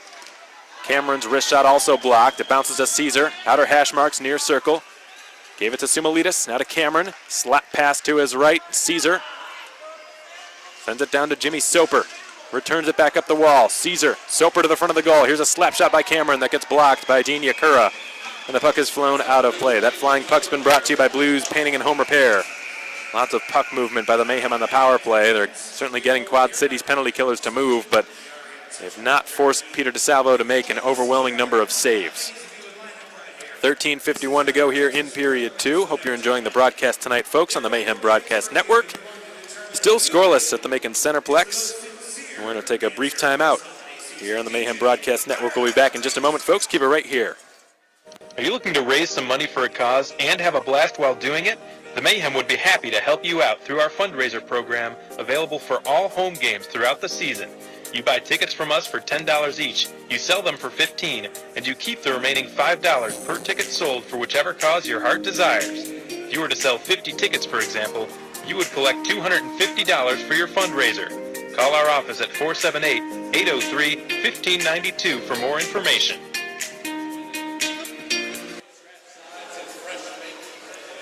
So time is winding down on Macon's first power play of this game. We are still scoreless as we're slowly approaching the halfway point of regulation time. The Mayhem winning the offensive zone draw. Blue line shot by Timofeyev gets blocked. Left corner at Soper, putting it behind the net. Steven Pirog to Sumalitas, who is well covered. Unable to keep it at the blue line was Timofeyev. The Mayhem on a delayed offside. And the whistle blows as the puck, it looked like it just grazed Timofeyev's skates. So that'll do it. The Mayhem will effectively drop to 0 for 1 on the man advantage tonight.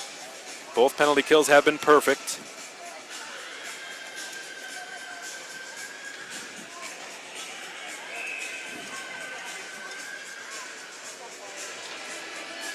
Taylor Price is standing in the All-State bonding penalty box, ready to rejoin his team, which will take an offensive zone face-off in the far circle of the Macon zone. The puck drops. Zemlitska clears it off the glass. And Soper will leave it for Sumalitas, who enters the zone and fires, and it was blocked. Sumalitas twists with it near point. Will guide it down over the stick of Soper. Soper gets a point-blank chance. He turns, shoots, and a save is made by Peter DeSalvo. That was probably his best save of this game. Jimmy Soper just unable to elevate it over DeSalvo's stick. Near the Walker Dental Group dasher board, Soper throws a big check into the end wall there. It's been dropped off and given to Zach Urban at the right point, who tees up a slap shot. Bounces right to Pirog. His shot also blocked by Dean Yakura. Yakura challenges his fellow captain in the far half wall, and the loose puck is scooped up by Sova and backhanded out to Stephen Gall. Had a pair of goals last night for the Storm, including a shorthanded one. So he commences the forecheck for the visitors. Stephen Gall leaves it. Connor Fries has it. He spins. Fries assisted on Gall's shorthanded goal yesterday. Urban leaves it to Cup. He'll advance it past Soper, but not out of the zone. Urban pinned to the end wall. The Storm winning the boards battle. It's been rattled around the end wall now counterclockwise out to the near half wall. Soper finally able to jam this one out. Ryan Devine will sky hook one near the Coca-Cola dasher board in the Zach Urban vicinity. This is the period of the long change, as Doc Emmerich describes it. The Mayhem having some difficulty here getting the puck out of the zone so that they can complete a line change. They've got some tired bodies out there at the moment. There's a 6-man scrum that's equally divided, transpiring near the Monster Energy dasher board. Jason Lordy deciding not to freeze this game. Finally, they move it up the wall. And it's Connor Fries, pinned up by Zach Urban. Fries puts it behind the net. A centering attempt from point-blank range. Entma denies the opportunity. Loose puck slides its way out to the near half wall. It's been fed back to the blue line. Nemanis to the left side for Beaudry. His shot is kicked away by Kevin Entma. Beaudry flings it back in front, and Zemlitska is there to take it away.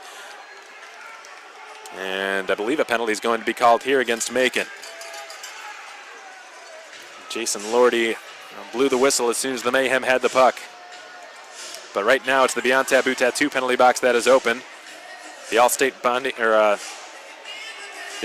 penalty box also open now. So Kristaps Nemanis joined by Josh Kuzno in their respective penalty boxes. So penalties on both sides here. We're going to go back to the 4-on-4 for the second time in this game.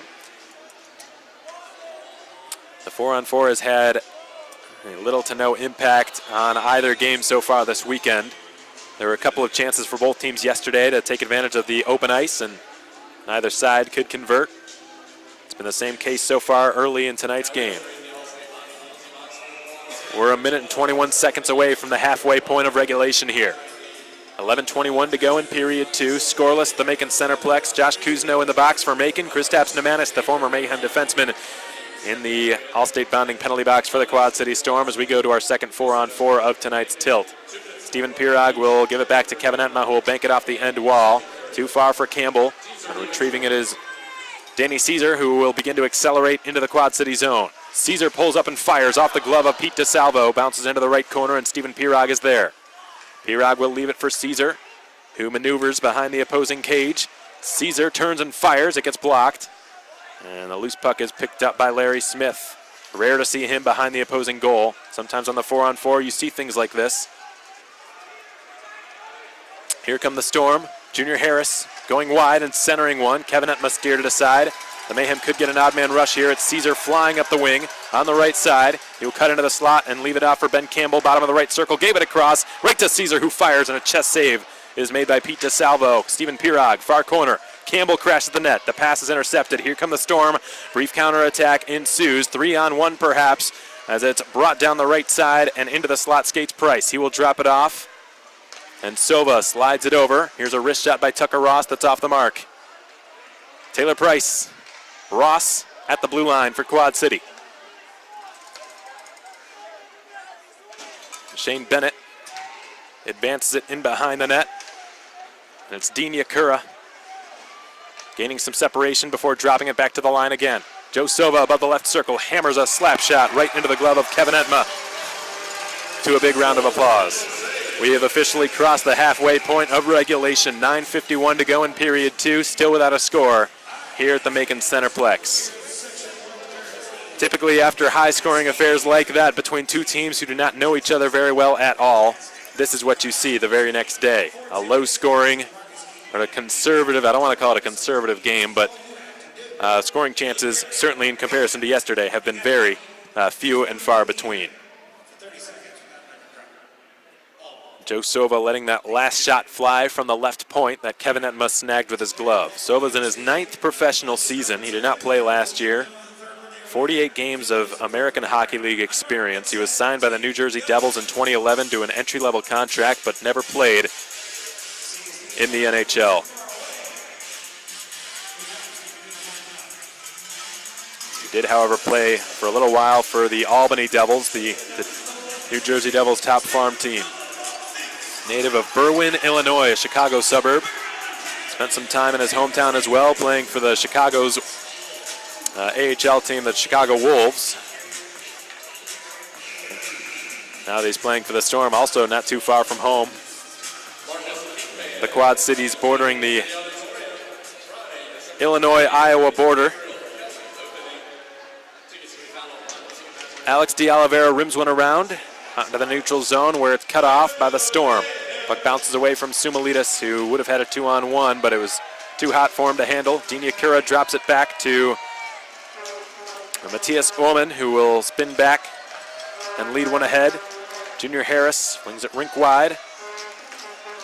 Ullman again out to the neutral zone. Junior Harris springs one along, and it's taken away by Stathis Sumalitas, who skates in 1-against-1 on Sova.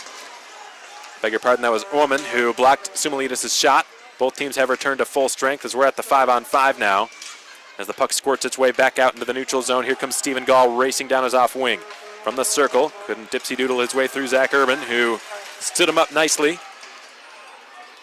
The Mayhem have loved having Zach Urban back from his loan with the Kalamazoo Wings. Just under 9 minutes remain here in the second period. Scoreless at the Macon Centreplex here as Cody Walsh enters the attacking zone and leaves it in the slot for a wrist shot by Connor Fries that skitters wide of the goal. The puck slides out to Marcus Ortiz in the right circle, and he will begin to break the puck out of his own zone. He slides it to his left for Cousineau, whose shot is denied. That was taken by Anton Lindstrom, and the shot was denied by Peter DeSalvo. Both goaltenders have been perfect in this game. 8:35 to go in the second period. No score at the Macon Centreplex.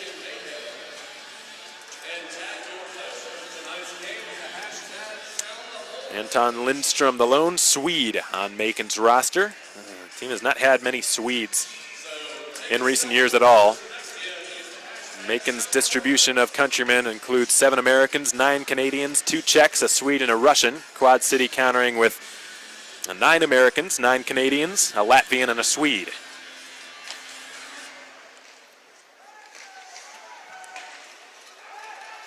That puck's been cleared out of play. That will have taken a deflection, so no penalty for delay of game. It's a Blues painting and home repair flying puck. The ensuing draw will stay in the Quad City zone with 8.5 minutes remaining in the second period.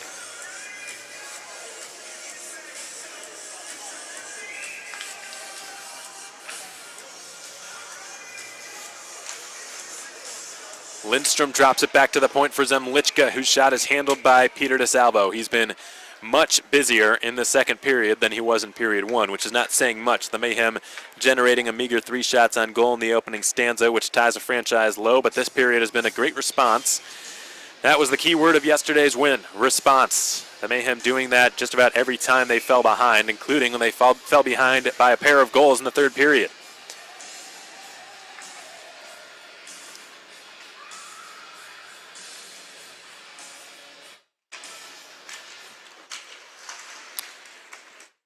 Yesterday marked the first time all season in which the Mayhem entered the second period trailing and come away with a win.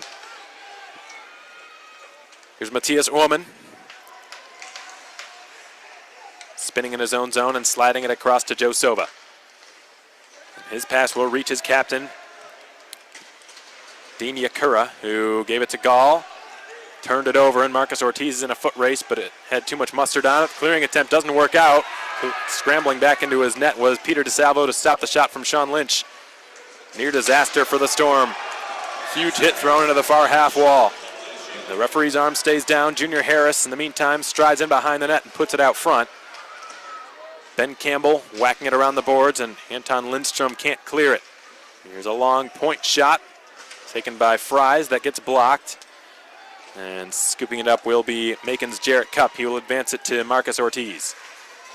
Ortiz flies it in, and it's gloved and held by Peter DeSalvo, who will take another whistle. 7:22 to go here in the second. Still scoreless at the Macon Centreplex.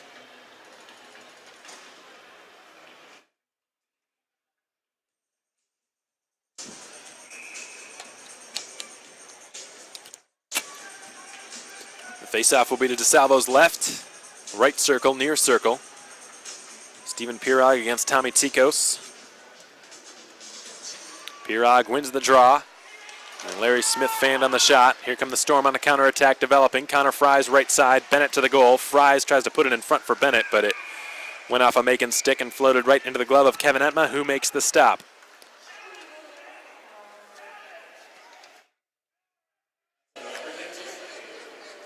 Tonight's game marks the halfway point of Macon's 5-game home streak. They hosted Fayetteville last Saturday, Quad City yesterday, and Quad City today. Next weekend, the Mayhem will have the Roanoke Rail Yard Dogs and the Birmingham Bulls on December 20th and December 21st. The 20th, of course, is being Mac's 5th birthday, and the 21st being our Faith and Family Night here at the Macon Centreplex. The Mayhem have chiseled the puck all the way down the ice. Peter DeSalvo out of his net, allows the puck to reach him and tries to clear. He's able to get it off the stick of Pirog. It bounced off of him, and he will march it right back into the attacking zone. Cuts to the outside, backhands a shot on goal. DeSalvo, the kick save, and an excellent clear was made by Junior Harris to prevent a secondary opportunity there from the Mayhem. Stepan Timofeyev in behind the Quad City goal. Is it taken away from him by Junior Harris, and the alternate captain has just cleared it out into neutral territory. Jarrett Cup kicks it up to his stick, sends it to his captain, Stephen Pirog, who is closed off by Tucker Ross. Ross's pass was a dangerous one, but it didn't cost him, at least not yet. Timofeyev turns the corner and fires right into the glove of Peter DeSalvo, who tracked the shot through the traffic. 6:20 to go in the second. No score at the Macon Centreplex. Let's take a quick glance around the SPHL for a Hampton Inn & Suites out-of-town scoreboard update. Fayetteville hoping to bounce back after blowing a lead yesterday. They lost in overtime to the Huntsville Havoc, and the defending champs have a 4-2 advantage tonight as well. 1-0 Roanoke early in period 2 against the Knoxville Ice Bears at the Crown Coliseum in Roanoke, Virginia. Birmingham and Pensacola yet to be underway, as is the case for Evansville-Peoria. They're both Central Standard Time puck drops. Jarrett Cupp down the right boards. He's held up. Puck stays onside as Caesar, late offside whistle. And Caesar's not happy with that. That was a very late whistle for offside. 6:05 to go in the second, no score. There have been plenty of whistles this period.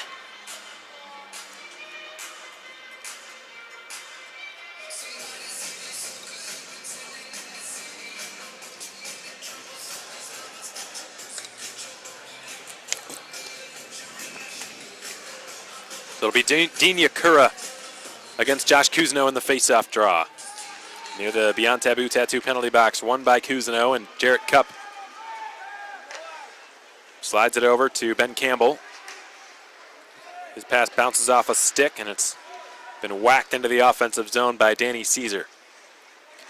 Around the boards it's sent. Kuzno cuts it off. He switches places with Sumilidis, gets an opening. Kuzno drives and fires it over the crossbar. Caesar in the near corner, trying to drop it down to Sumilidis. He succeeds. Caesar, behind the net he goes for Kuzno. Kuzno in the far corner with it now. Goes down to a knee, tries to work the puck back up to the line. Oliveira has it and will set up Caesar above the right circle. Jarrett Cupp keeps the puck at the line brilliantly with his glove and then fired it, but it was blocked away by Peter DeSalvo, and now it's Anton Lindstrom in the far corner. Pinned up to the wall, doesn't have a way to maneuver, and the Storm have cleared it as far as the red line.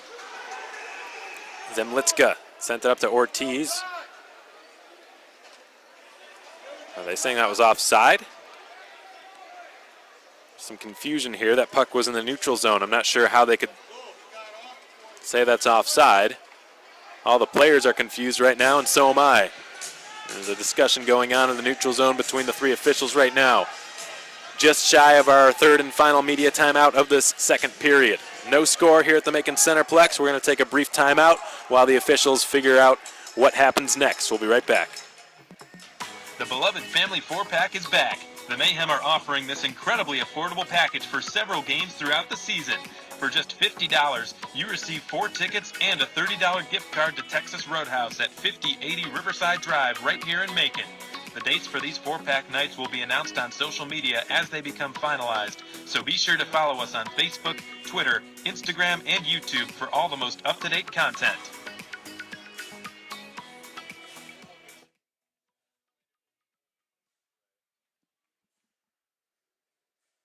So we're still not sure what caused that whistle, but we are sure that the faceoff will be in the Macon zone. Maybe they're saying the puck was played.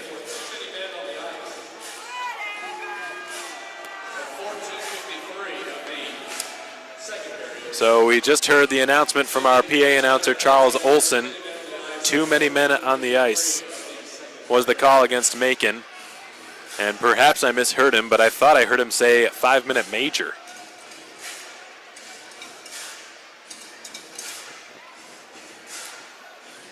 I may just be going deaf, but I could swear I heard him say major penalty for too many men on the ice, which I'm not sure that is even possible. So we'll just have to see. There's not anybody in the Macon penalty box right now. Still nothing showing on the scoreboard. And finally, the Macon bench is sending somebody into the Beyond Taboo Tattoo penalty box. It'll be Anton Lindstrom serving the penalty. We still don't know if it's a 2, 4, or 5. Too many men on the ice was the call against Macon, and it'll be the 4th Quad City power play of this game.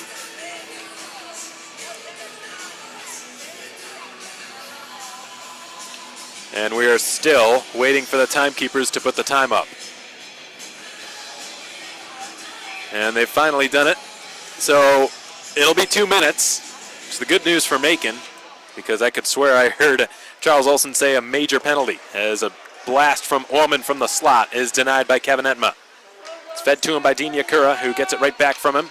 Yakura above the right circle, goes to the goal line for Stephen Gall. Knocked off the puck by Zach Urban. Given out to Cody Walsh. Orman gets it right back from Yakura and fires, and a glove snag is made by Kevin Etma. He was the far busier of the two goaltenders in period one. He's probably been the less busy of the two goaltenders in period two. We're going to take a brief timeout on the Mayhem Broadcast Network. Still no score at the Macon Centreplex as we're 4 minutes and 43 seconds away from the second intermission. We'll be back in just a moment, folks. You're listening to Macon Mayhem Hockey on SBHL Live and on YouTube. Trying to plan out a night of fun for an upcoming birthday? Why not spend it right here with the Mayhem? The Tommy's Bakery and Cafe Birthday Suite is available right here at the Macon Centreplex for all home games during the 2019-20 season. The birthday suite comes chock full of benefits, including 12 tickets, a private suite area with a great view of the ice, donuts from Tommy's Bakery, a visit from Mac the Mascot, and a special present for the birthday child. All of this for just $250, with additional tickets available for $12 each. Visit MaconMayhem.com or call our office for more information.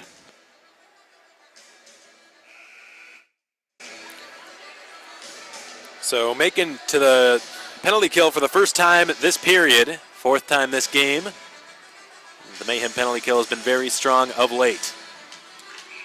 Yesterday was 4 for 4. The game before that, last Saturday, 6 for 6 against Fayetteville, which has always had a good power play ever since Jesse Kalecki has taken over as the head coach. Here come the Mayhem out to center. Jarrett Cupp gets rid of it, takes a big hip check by Cody Walsh. And Marcus Ortiz making things happen behind the net. Forcing the attention of 4 Storm players. Excellent job done by Marcus Ortiz, who is heavily outnumbered but killed some precious seconds off of this Quad City power play. Good stick check by Zach Urban to knock the puck off the stick of Taylor Price. The two of them might have a go. They're wrapped up with one another below the goal line. Finally, Urban will just skate away from him and pick up his loose stick. Caesar circles with it, floats it to his roommate Marcus Ortiz. While falling, gets a shot off. It's easily stopped by Pete DeSalvo. This power play has gone by quickly for Quad City. Only 42 seconds remain on it as it's brought through center by Junior Harris, who gains the Macon zone. Harris turns with it, will rattle it back to Casali above the left circle. He spins it back to Harris, goes through him, and Kristaps Nemanis is working in below the net. That's Tommy Tsikos, rather. Tsikos backhands it to the top of the left circle, and it's coughed up by Harris. And played ahead for the Mayhem. Here comes Josh Kuzno shorthanded. Kicks it up to his stick skillfully and carries into the right corner. Kuzno plastered into the half wall on the near side of the ice, but again, he's killing some time. Squeaks back to Jimmy Soper, who's held from behind. Excellent penalty kill by the Mayhem. They have done it, have improved to 4 for 4 on the night, and that was just a textbook PK for Macon. Marcus Ortiz and Josh Kuzno each doing outstanding work in the attacking zone to kill off Quad City's power play time. Now here's Ben Campbell. Nichols College product will filter one ahead, hoping for Lindstrom. It went between his stick and his skates, and now Larry Smith will roll one around his own end wall. It'll be cut off on the far side by Cody Walsh, who puts it in behind the net. Turned at the goal by Beaudry from a tough angle. It's denied by Entma. Tsikos leaves it. Beaudry's got it. Pinned up to the end boards by Ben Campbell, and he escapes him. Vincent Beaudry sends it back to the point. It bounces off the stick of Nemanis and out to center. That was Devine, rather. And now Kevin Entma will leave it for Ben Campbell to take over behind his own net. 2:20 to go here in the second period. Still without a score at the Macon Centreplex. Pirog circles behind his net and scoops up the puck. He will attempt to advance it up to Soper. Eventually does so, and Stepan Timofeyev gets in on the F1. Tries to throw the body at Matthias Ullman, who eluded the majority of the contact. Cleared over the stick of Josh Kuzno. The Mayhem recover it now. It's Alex De Oliveira. Banking it off the half wall in his own zone and out to center. Ryan Devine, signed with the Storm this morning. Ahead to Nemanis, who redirects it off the protective netting and out of play. 105 seconds remain in this second period, still without a score at the Macon Centreplex. The Mayhem would like to invite anyone tuned in tonight out to next Friday's game against the Roanoke Rail Yard Dogs. We'll be celebrating Mac's 5th birthday here in Macon. A lot of Mac's mascot friends will be in attendance. It should be a fun time, so come on out to next Friday's game between the Mayhem and the Roanoke Rail Yard Dogs. For tickets, visit our website, MaconMayhem.com, or just call our office at 478-803-1592 for further information. The Storm have iced the puck. De Oliveira winning the race. That icing has been brought to you by Tropical Smoothie Cafe, and the Mayhem will go to an offensive zone face-off.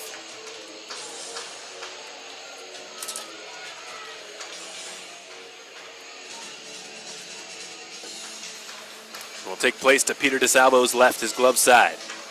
Caesar, Sumalitas, Cousineau all out there with Alex de Oliveira and Jarrett Cupp manning the point positions. Cousineau's been excellent in faceoffs this weekend. Danny Caesar lines up in the shooting hole. And he gets an opportunity, whacks it at the net from a one-timer. It didn't have much on it as it was sort of awkwardly won by Cousineau back to him. And it's been hoisted by Joe Sova all the way down the ice. Jarrett Cupp is in after it for Macon. Cupp gets there first, slips away from a forecheck and advances it up to Stathis Sumalitas on the left side. Sumalitas flutters one just wide of the net, but it's scooped up regardless by Peter DeSalvo, who will take another defensive zone faceoff. The goaltender has just been playing it safe. Both of them have the you-know-what to play for right now, so they're not taking any chances in playing the puck or passing it out. That could be partially why we've seen such an increase in whistles here in this period. Lots of stoppages. Anytime the puck rolls anywhere near either net, Kevin Etma and Peter DeSalvo both snagging it and hanging on for dear life. Puck's been dumped into the Macon zone. Wojtek Zemlicka goes after it. Pops its way to the near side, and Jimmy Soper will race it down his off wing. Soper backhands a pass, hoping to get it to Pirog. Urban follows up and clears it directly out of play in the right corner of the opposing zone. Just under a minute to go in period 2.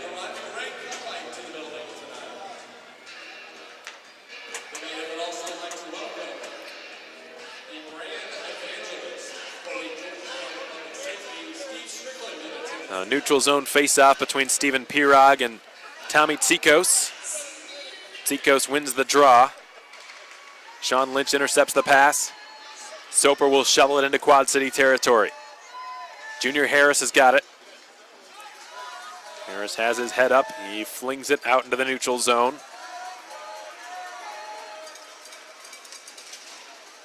And Jarrett Cupp wedges it up the near side. Dumped into the right corner. It's worked around by Tucker Ross out to the far side. Zach Urban whiffed on the shot. Bounces back out to neutral territory. And now Pirog will enter the zone on the right wing. He goes wide. Carries in behind the net. Pirog with a full wraparound into the slot. Fires and he missed high. Karam's off the backboard stanchions and Wojtek Zemlicka manning the right point is able to keep the attack going. Pirog had it bounce off his stick. Rolls to Urban at the left point. He will send it slowly down the boards. Picked off and cleared off of a Quad City stick and out into the Macon zone. That's done it for period 2. Still no score through the first 40 minutes of play. Some fans here at the Macon Centreplex getting pretty antsy. It's been an extremely defensive game. Coach Michael talked about it during the intermission, or the pregame show rather, about how he wanted to force Quad City to dump the puck in this game. He wanted to take away all angles that they had in the neutral zone and really force them to just dump the puck into the offensive zone and do a dump and chase and establish a heavy forecheck. And while that plan has worked, it's also led to the dramatic decrease in scoring chances, and it's sort of affected both sides. Neither team has really had too many grade A scoring chances in this game. We've only seen, looks like a total of 42 shots on goal. Beg your pardon, 40 shots on goal, 38. If I can do some math, 38 shots on goal, 23 of which came from Macon's side. So a better second period for Macon, especially in the shots department. They made Pete DeSalvo work a lot more than they did in period 1. Only 3 first period shots for the Mayhem, and they responded again with a very concerted effort in period 2 to remedy that situation. They put 20 shots on DeSalvo in the middle 20-minute stanza, but the former Mayhem goaltender was sharp in net for the Storm. Kevin Etma has been perfect as well. He's stopped all 15 shots thrown his way. There were a couple of penalties in the second period, one less than there was in period 1. Taylor Price, Kristaps Nemanis, both going to the box for Quad City. Josh Cousineau, Anton Lindstrom, both to the box for Macon. Each side had a power play. Each penalty kill fought it off. So the penalty kills tonight, 4 for 4 for the visitors, 1 for 1 for the home team, and we stay stuck in a scoreless stalemate here, 2/3 of the way through this game. I want to look around the SPHL again before we go to our second media timeout, or second commercial break, I should say, in this game. The Huntsville Havoc looking for the sweep in Fayetteville tonight against a red-hot Marksman squad. They still have the lead, but it's now more narrow than it was before. It's a 5-4 barn burner up at the Crown Coliseum in Fayetteville, North Carolina, in favor of the Huntsville Havoc with just over 2 minutes remaining in that game. 2-2 the score in Roanoke this evening. The Rail Yard Dogs hosting the Knoxville Ice Bears. Pensacola Birmingham is now underway out in Pelham, Central Alabama. Scoreless through the first half a period of play. The Peoria Rivermen in Evansville this evening facing off against their Midwestern rivals. No score between the Bolts and the Rivermen through about 5 minutes of play up at the Ford Center in Evansville, Southern Indiana. That wraps up your out-of-town scoreboard update brought to you by Hampton Inn & Suites. We hope you've enjoyed the broadcast up till this point, folks, in spite of the lack of scoring we've experienced thus far through the first 40 minutes of play. No score through the first 2 periods. We're going to, for those of you who listened to the broadcast last night, we played the Line Change archive yesterday, and we didn't get to finish it because of time restraints, so we'll go ahead and play the second half of it back your way next. Keep it right here, folks. You listen to Macon Mayhem Hockey on the Mayhem Broadcast Network. We'll be back before you know it. Thanks so much for joining us. Hope you're enjoying your Saturday night. We'll be back before too long. Because we have Kevin here. I'm sure you're going to say, you never want to get pulled from the game. You always want to stay in and play. But recognizing that you're not always going to have that kind of say, when do you think from if you were a coach, as a goalie, what would be a good time to kind of make that switch to be best for the goaltenders? Like to go like what Mike said there. Like, it's feel for the game. It doesn't matter. Like, you could let in 2 bad goals and then it's time to get out, or it's maybe 5 goals. Like, it all depends on the momentum of the game. If you have to get the guys going like that, like, it's really, like, there's no right or wrong answer for it, really. So.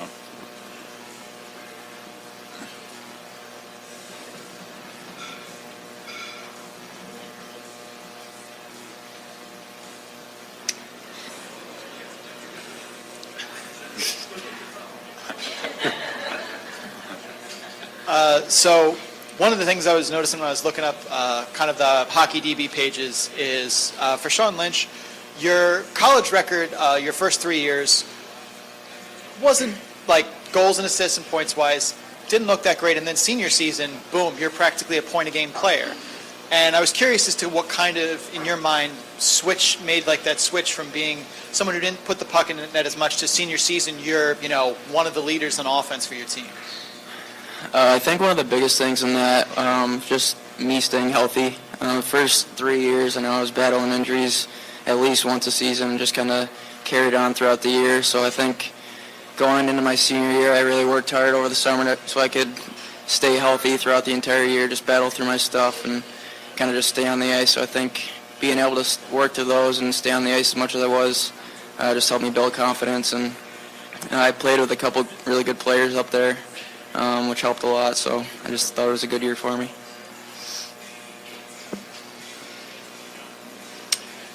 I had a couple of questions submitted from DJ Hayes, who's usually at our line change shows. He wasn't able to make it this week. He wanted to make sure that I asked them. Coach, this first question's for you. The team has shown the ability to play good hockey for a majority of games this season, but is struggling to turn that into wins. What are some of the little things that need to improve in order to convert that ability to skate with anyone in the league and into winning games? Sorry about the way I worded that at the end there. I think with this group right now, a lot of it's mental, to be honest with you. Like going off of Saturday's game, just that no goal and then the immediate response of them going down and scoring and then us kind of having that 5-minute collapse. Mm-hmm. I think I said it after that game was just, again, it's ebbs and flows and there's highs and lows. Every period's not going to be great and every 5-minute stretch isn't going to be great, but we got to do a better job of bending and not breaking during those minutes, I think. And I mean, we're close. You go 2 for 3 on the power play Saturday, and you hold them 0 for 6. Again, we got to stay out of the box a little bit more. And I did a lot of D-zone today to kind of remedy, hopefully, some of those shortcomings. But I think it's just finding ways to tinker things that I think need to be adjusted, and then staying as positive as we can. Obviously the results aren't what we want right now, but I'm seeing, gradual improvements in areas that I wanted to see. So, whether that's roster changes going forward or system changes, I think we're close. It's just kind of sticking to it in my mind. Yeah, and stemming off of that sort of, I definitely have noticed a substantial increase in the special teams in general, but in particular the power play. It's looked really good the past couple of games. 2 power play goals in the third period on Friday night, and then 2 power play goals on Saturday night as well. So the team's, I think, on 4 of its last 6 power plays has scored. That's a streak that we haven't had in the past couple seasons here. Have you noticed any particular catalyst that's kind of more so than anything else kind of caused that increase? I don't know if there's necessarily a catalyst. I don't know. That's a good question. I mean, putting Cousineau kind of on the wing instead of down low was a little bit. I think he scored in Evansville. He scored against Fayetteville. Was that him on that power play goal? Yeah. With Caesar? From Caesar? Yeah. Okay, yeah. So those two seem to have a connection coming down their strong side. I think it's just more just simplifying things. The immediate weeks, when I got the job, I broke down the power play into components in terms of, coming down the strong side, shooting pucks, so moving the puck to the point, walking, and guys coming up and swinging, and I'm just trying to simplify. Because I think we're at our best when we're simple. And we try to get things complicated and convoluted, we get in trouble. So I think just especially on the power play, we have guys that can shoot. So just continue to, make the simple pass and get pucks to the net. I think we'll be all right. For sure.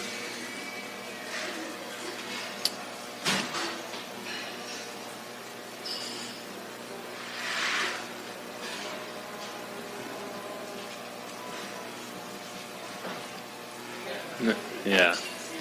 Nothing from the Gormans, Cletons? No questions? Quotas? You guys are just being too polite, I guess, eh? I think a question that everybody has is, how close are we to start winning? Because fans are, getting aggravated.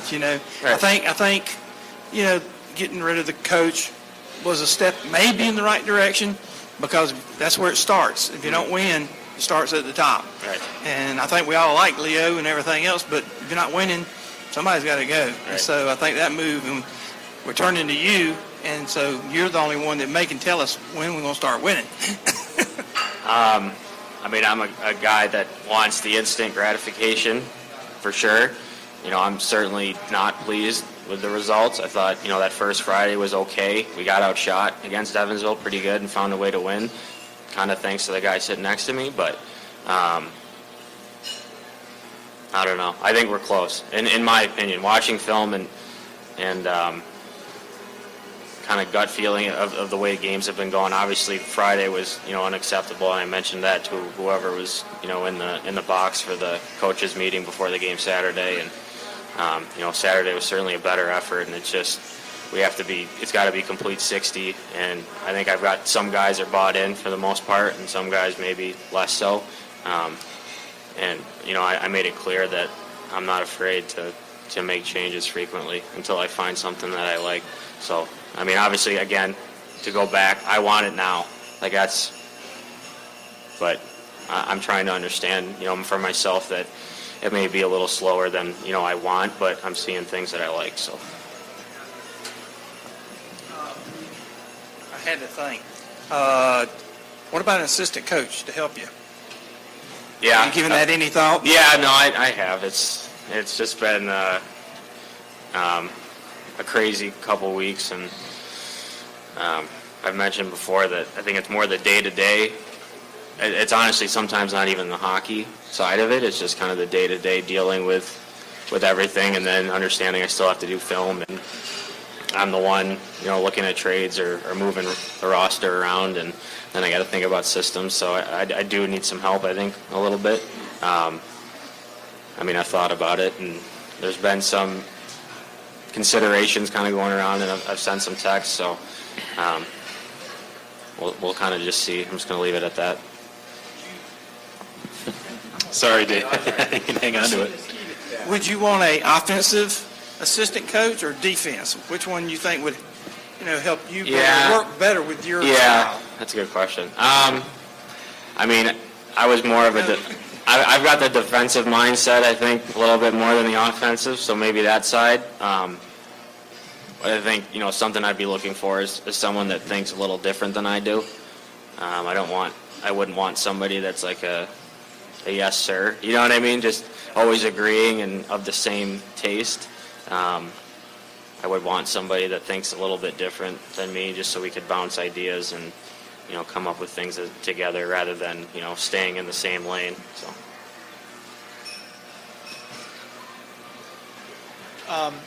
So one of the things that I thought was interesting is after Friday night's game, you guys have to get right back on the bus and drive all the way back here for another home game, which is pretty brutal in terms of travel, especially coming off of the game that happened on Friday.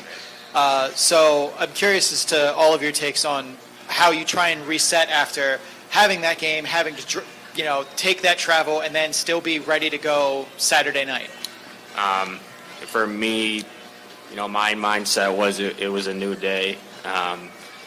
Again, I thought the whole game Friday was unacceptable across the board, including myself. I could have been better in areas for sure. And my approach with these guys Saturday was when we did pregame film, it was what is Fayetteville going to do and how do we, you know what I mean? What are their tendencies? And I felt no value in, showing our shortcomings from Friday. So. Yeah, and from like a player standpoint too, like, you get on the bus after a game like that, everyone's pretty discouraged, right? And like you pretty much spend like maybe an hour talking about the game, like seeing what other people think about it, and then after that it's just back to work the next day, like try to get some sleep, get to the rink. No one's really talking about that. Everyone just still has the goal in mind, which is to get 2 points, and like we're not too far from that. Like Fayetteville, they're a top team, and we came the next night and we were still ready to go. Like if you took out those 2 minutes there, and we would have been right back in the win column, I think. So yeah, it's a fine line, but with that travel, you just have to mediate it and really just take it as it comes, I think. You kind of just got to think that every team has to go through that at some point in the season.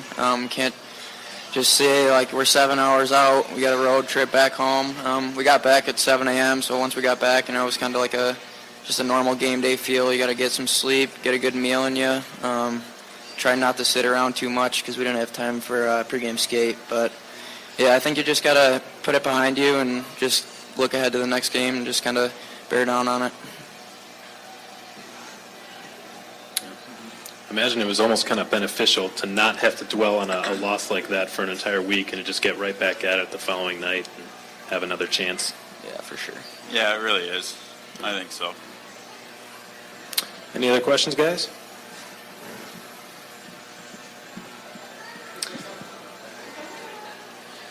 DJ had a question for Kevin. DJ asks, how was the experience in Orlando for you overall, and how have you been able to improve your play, if at all, since you returned with the Mayhem?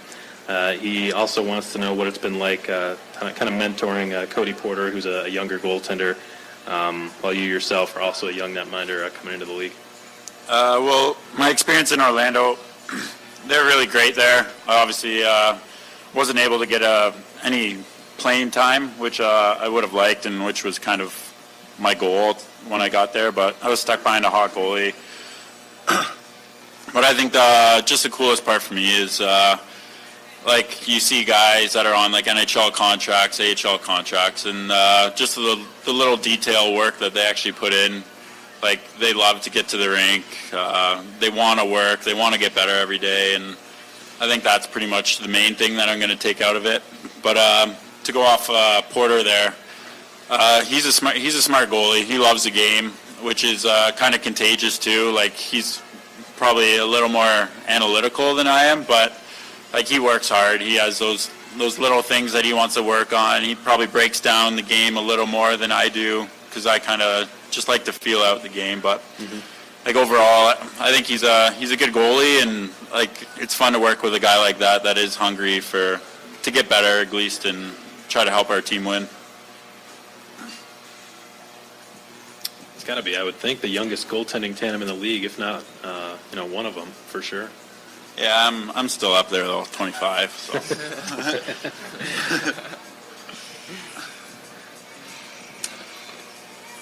All right, guys, if there's no other questions, we're going to go ahead and wrap the show up. I've got one last question before the trivia question at the end, so just brace yourselves for that. I forgot to bring the puck, but whoever answers the trivia question correctly will have a signed puck that you can pick up at any point really throughout the rest of the week. Our office hours are 9 to 5, and obviously the games. Oh, is Pam going to win it, David?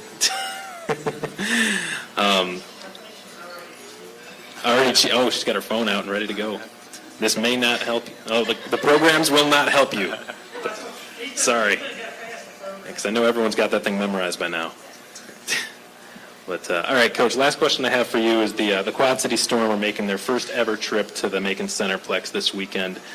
Dakota Klecha is making his return to Macon. Are you looking forward to squaring off against him again and facing that team for the first time since last year?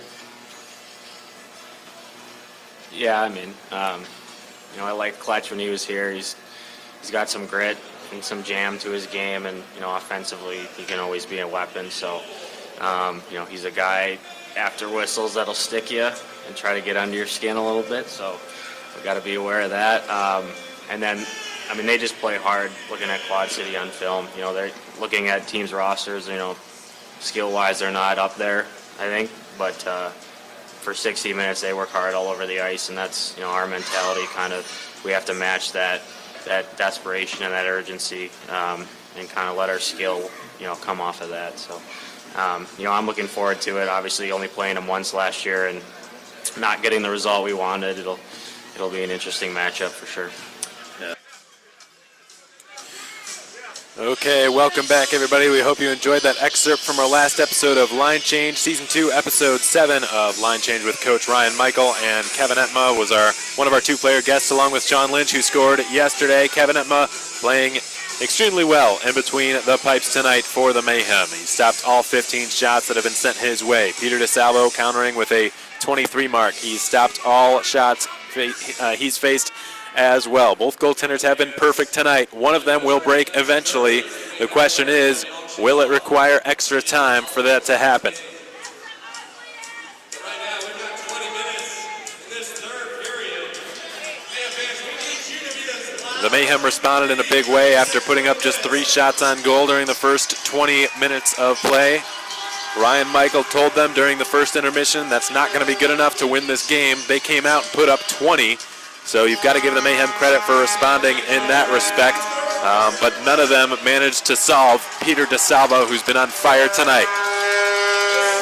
38 total shots on goal. None of them have gone in. It's been a goaltender's duel at the Macon Centreplex this evening. We're going to be at full strength, both teams, when we start period 3 in a couple of seconds here. Steven Pirog to take the first face-off of period 3 against Tommy Tsikos, the latter of whom beat the former, and we're back underway for period 3 here on our Teddy Bear Toss night. Tommy Tsikos tries to trickle one through, hoping to spring Michael Casali, but it went off of a Macon skate. It's been dumped into the Mayhem zone by Joe Sova. Easily stopped by Entman, rimmed around. The puck is loose near the blue line, scooped up by Alex de Oliveira, who will fire it to his left for Steven Pirog. And across the blue line, Pirog dumps it in behind the net. Soper is there on the far side. Kicking it up to his stick will be Stathis Sumalitis, who sets up Ben Campbell at the point. His long shot goes through the traffic and stopped by Peter DeSalvo with a stick save. Now Sumalitis hacking and whacking at it near half wall. Gets it and shoots right into the glove of DeSalvo, who's made saves 1 and 2. He is faced in the third period. He's now 25 for 25 in goal for the Storm.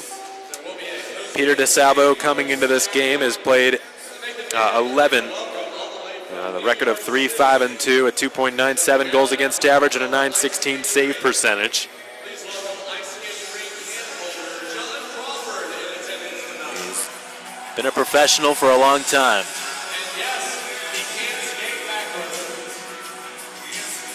Peter DeSalvo is in his 7th SPHL season with his 6th SPHL team. De Oliveira long screen shot, barely stopped by DeSalvo. It grazed the outside of his left pad, it looked like, or his right pad. And now the Storm are out to center with it. It's Taylor Price, ridden into the half wall by Danny Caesar. Price goes down. And Soper hit into the half wall pretty hard. 4 players vying for the puck. The Mayhem take it out, and LaShawn Lynch is stymied in the neutral zone by Junior Harris.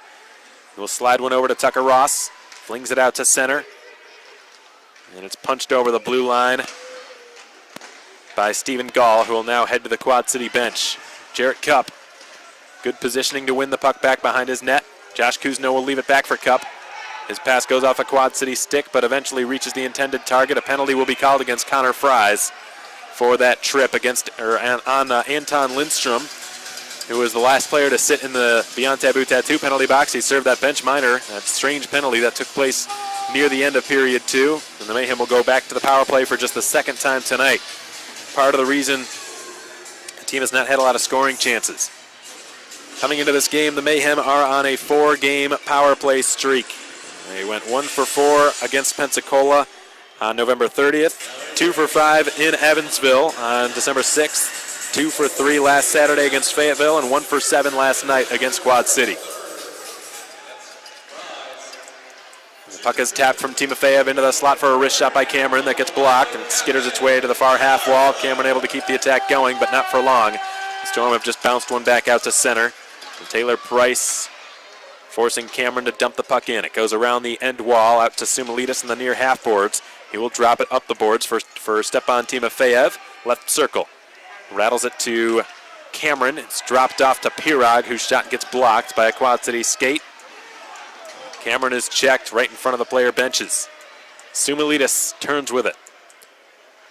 He will trickle one through up to Jimmy Soper. He will center it. Pirog missed the net. Missed wide right post. The Storm have been able to clear it as a foot race ensues. Loose puck above the left circle, won by the Storm, and Entma is forced to make a kick save with his left pad. He's able to do so, however. He's improved to 16 of 16 in goal tonight. Here's Pirog shooting, blocked. The loose puck lands in the circle, and it's been cleared. Entma out of his net. Caresses the puck and slides it up to Jarrett Cupp. This Mayhem power play is halfway through. It's brought to you by Wild Wing Cafe. Cupp will outlet it to Josh Kuzno, who is well covered.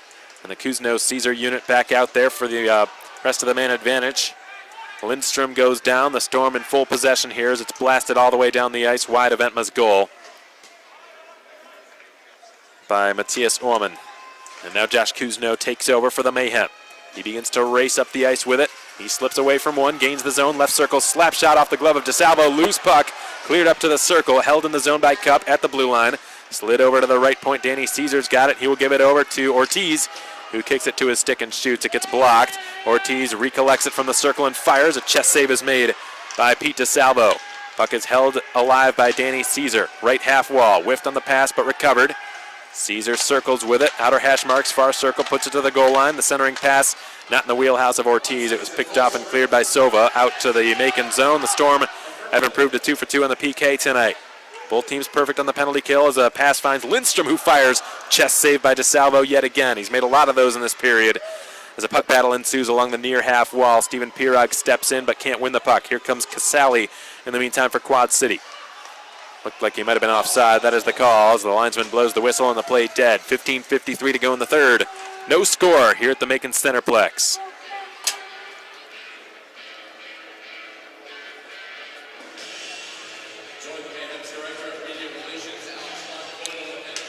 There will be a neutral zone draw in front of the Macon bench here. And the puck drops. Clean win by the Mayhem. Ben Campbell spins with it. Can't get it out of his own zone. Over skates it. Here's a wrist shot stopped by Entma. Loose puck cleared by Campbell out to the half wall. Still in the zone as a slap shot is taken by Junior Harris but blocked. And Steven Pirog will drop it behind his own net. It's played by Larry Smith, who's able to clear one out in front of the Macon bench. The Storm right back in the attacking zone as Fries rips one high on Entma. He's able to glove it.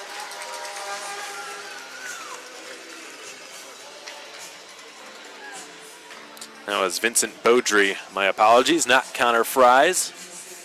Taking that last shot. Vincent Beaudry, not many people aware that he was a part of the Mayhem organization at one point. Back on December 30th, he was traded to the Mayhem from Peoria and then dealt immediately to Quad City in exchange for future considerations, which makes him one of 5 players on the Storm who have ties to the Mayhem in some way. The puck reaches Sumalitas, who will advance it up to Danny Caesar. He will rattle it around the end wall. He had gained the red line, so no icing here as Matthias Ullman has cleared it. Off the glass all the way down. This might be an icing, and it will be. That icing call has been brought to you by Tropical Smoothie Cafe. The Mayhem fortunate that came when it did and not 9 seconds from now, because it would have granted the Storm a media timeout to catch their breath. Instead, they've got to stay out there. So critical offensive zone face-off here for the Mayhem. Fans here restless on Teddy Bear Toss night. They want to launch the Teddies onto the ice.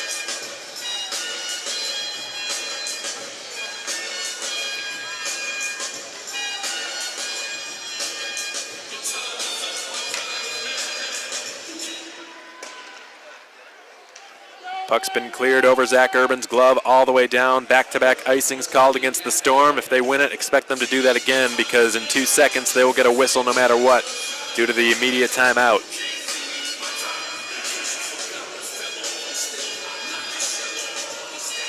That icing call has been brought to you by Tropical Smoothie Cafe. And Josh Kuzno, very reliable this weekend in the face-off circle, countered by Tommy Tsikos. Kuzno wins it to his right for Stathis Sumalitas. Matthias Ullman pinning Sumalitas to the Coca-Cola Dashers. And Danny Caesar will work it up the half wall on the far side. Kuzno's got it. He will reverse it past Caesar down into the far corner, and Sumalitas overskates it. Caesar throws the body on Matthias Ullman, trying to win possession back. It squirts its way back up the boards. Casali in pursuit of it. He loses his stick and then catches it as it flew up in midair, and sort of a circus act there. Fans applauding him, appreciating the hand-eye coordination. Just a subtle example of just how skilled these guys are, folks. This is not a sport that too many people can play. Certainly not at this level. That's just one of those little things that you see that kind of demonstrates just how coordinated and how skilled these players are. Chris Nemanis sends it around the end wall out to the far half boards. Cup keeps the attack going. Cameron from the right circle had his shot blocked, and that puck's gone out of play. That flying puck has been brought to you by Blues Painting and Home Repair. We are 6 minutes and 3 seconds into this third and final period. Still without a score here at the Macon Centreplex. Hope you've enjoyed the game, folks. We'll be back in just a moment. Keep it right here. You're listening to Macon Mayhem Hockey on the Mayhem Broadcast Network. Mayhem fans, the group outing package you know and love is back for the 2019-20 season. If you bring a group of 10 or more people, you receive discounted tickets at $13 a piece, reserved seating, free hats, t-shirts, or pucks for each member of your group, and an experience upgrade of your choosing.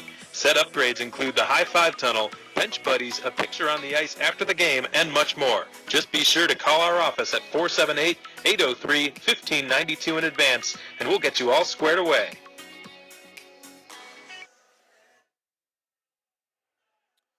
$13:57 to go in the third. Still no goal.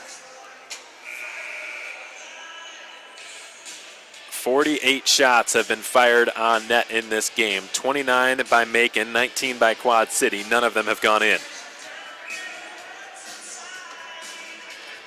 Caleb Cameron setting up for an offensive zone faceoff.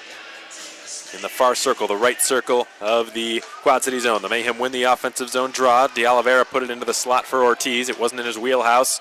Couldn't make a play on it, and the puck bounces in across the Quad City blue line. Vincent Beaudry will dump it in. Entma in behind his net, allows it to roll to him. He skirts it along the boards. Turnover. Kletcha turns and fires. Blocked, and the puck's gone out of play. The flying puck's been brought to you by Blues Painting and Home Repair. 13:38 to go in the third, still scoreless.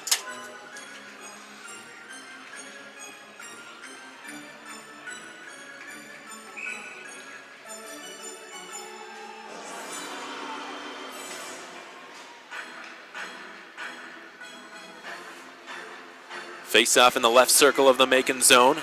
Ricochets right to Kevin Entma after the draw. Wrapped around to Jimmy Soper in the neutral zone. He advances it down the left wall. Soper eludes a hit, gets the puck deep, and it's played by Matthias Ullman. We'll bounce it up to the OT dasher boards on the far side. Ullman up to Tucker Ross. Puts it back behind his own net and turns it over. Stepan Timofeyev was there, and he will rattle it up to the line. Ben Campbell, the wrong-handedness, couldn't hold the puck in the attacking zone. We'll slide it now to Larry Smith. Smith kicks it up to Jimmy Soper. Floats one across the blue line right into the slot. Steven Pirog drops it off. Timofeyev missed the net. Soper picks it up inside of the trapezoid. Timofeyev outer hash marks right circle. He will drop it off the boards back to the line for Campbell. Then Campbell bounces it down towards Soper. It never reaches him, and it's scooped up by Quad City and dumped into the Macon zone. We're approaching the halfway point of the third. Ben Campbell bounces it off his own backboards right to Larry Smith. Now here comes Cousineau down the left wing. He flies wide on Ryan Devine, who pickpocketed him. A couple of ex-Pensacola Ice Flyers. Zemlichka steals the puck. Far corner, it's Danny Caesar. He will leave it for Josh Cousineau with his head up. We'll just twist it down to Caesar. Caesar couldn't maneuver and gain some separation there. Lost the puck. He was surrounded, and the Storm will enter the attacking zone on a counterattack as Stephen Gall carries behind the net. Gall will wheel to the outside of the attacking zone and try to feed the puck over, and Sumalitas was there to intercept it. Gall is back defensively as Sumalitas rips one right into the glove of Peter DeSalvo, and we get a whistle and a stoppage in play. Another overtime result in Fayetteville tonight and another Huntsville win. So the Marksmen, despite losing both games, still got 2 points on the weekend. The Havoc with a 6-5 victory, a barn burner up at the Crown Coliseum in Fayetteville, North Carolina tonight. Another tight matchup taking place in Roanoke, Virginia. The Rail Yard Dogs in a 3-3 stalemate with the Knoxville Ice Bears right now. Scoreless in Birmingham as well. And Peoria has a 2-1 advantage over the Evansville Thunderbolts in Southern Indiana. Marcus Ortiz, left corner. Dispossessed of it, courtesy of Junior Harris. And Alex de Oliveira had his shot blocked as the puck slides back into Macon territory. It's retrieved by Jarrett Cupp and banked off the boards. Here comes Lindstrom. Lindstrom across the blue line, flings a hot pass across the ice. Two officials had to get themselves out of the way there, and the referee and one of the linesmen. Anton Lindstrom, far corner. Held up by Connor Fries in the far corner. The puck slides up the boards. Ryan Devine is there fighting for it for Quad City. Anton Lindstrom protecting the puck. Bounces up in the air. Jarrett Cupp steps in, but loses the puck. He was surrounded by light gray sweaters, and the Storm are out to center ice and been flung into Macon territory by Vincent Beaudry. Kevin Etma rattles it right to Alex de Oliveira, whose pass reaches Stephen Pirog. 3-on-2 develops. It's Timofeyev racing in, cuts to the net and fires. Pete DeSalvo is down with the save. Looked like Timofeyev tried to go through the glove side, looked like just inside the armpit, and DeSalvo had to squeeze his left arm and keep that puck from trickling through. Timofeyev with a good burst of speed there to create that scoring chance. He now lines up behind Jimmy Soper. Left side of the ice, so Soper takes this draw instead of Pirog.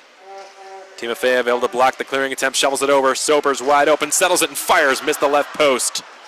And Timofeyev twists with it, leaves it to Pirog in the left corner. Timofeyev again. It seems like he's earned a spot on Macon's top line here tonight. He has worked exceptionally hard and created a lot of scoring opportunities for the Mayhem. The Storm, in the meantime, have just been found guilty of icing. As icing brought to you by Tropical Smoothie Cafe. We're 26 seconds away from the halfway point of the third period, still without a goal in this game. Stephen Pirog, Jimmy Soper, Stepan Timofeyev, all three of them stay out there, along with Larry Smith at the blue line, and Ben Campbell on the other side. Soper wins the draw, but it didn't have enough on it. Sova was able to intercept it. Campbell with a good step.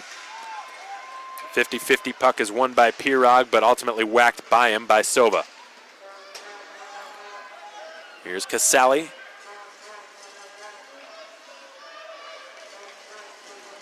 Woolman drops it. Casali will dump it into the Macon zone. It's fluttering. Larry Smith dusts it off and bounces it off the boards out into the neutral zone. Stepan Timofeyev dumps it in, goes in after it himself, and drops it back to Soper, who fanned on the one-timer.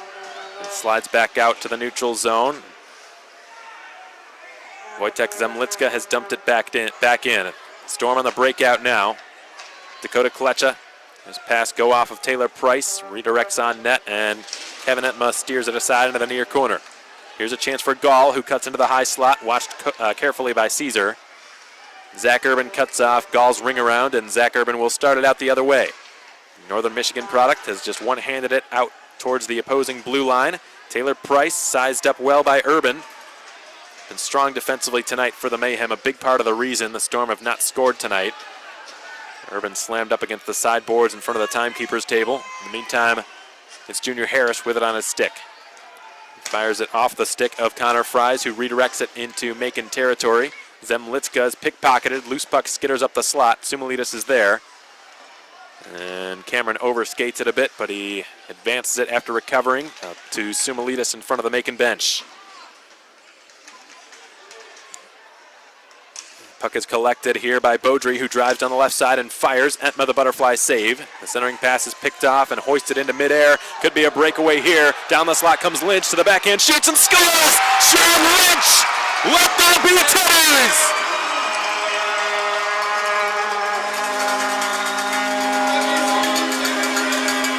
At long last, the Teddy Bear toss is upon us.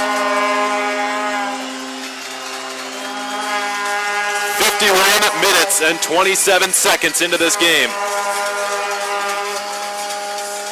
2,519 is the record to beat. That's the number that was thrown onto the ice last year. And immediately Ryan Michaels sends the entire Mayhem squad out onto the ice to help with the bagging process. As a reminder, folks, every single one of these plush stuffed animals thrown onto the ice tonight will be donated to local children's hospitals in the central Georgia area.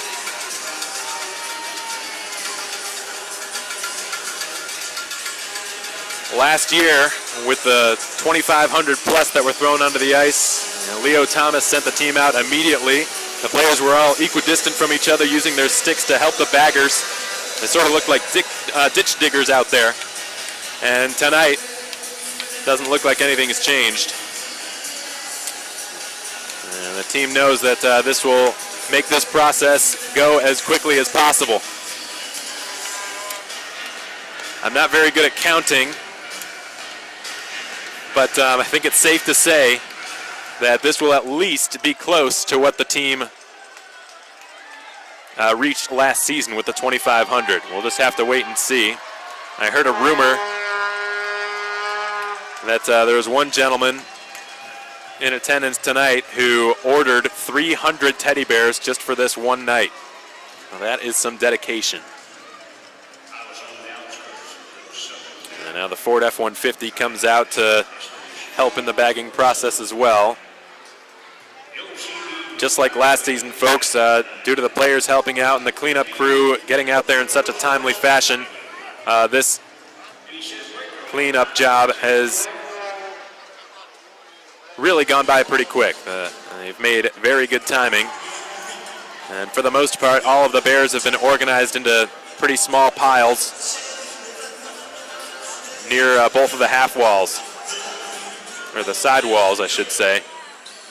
There are 8 minutes and 33 seconds remaining in this game. Sean Lynch has finally broken the ice after a scoreless stalemate lasted more than 5/6 of this game.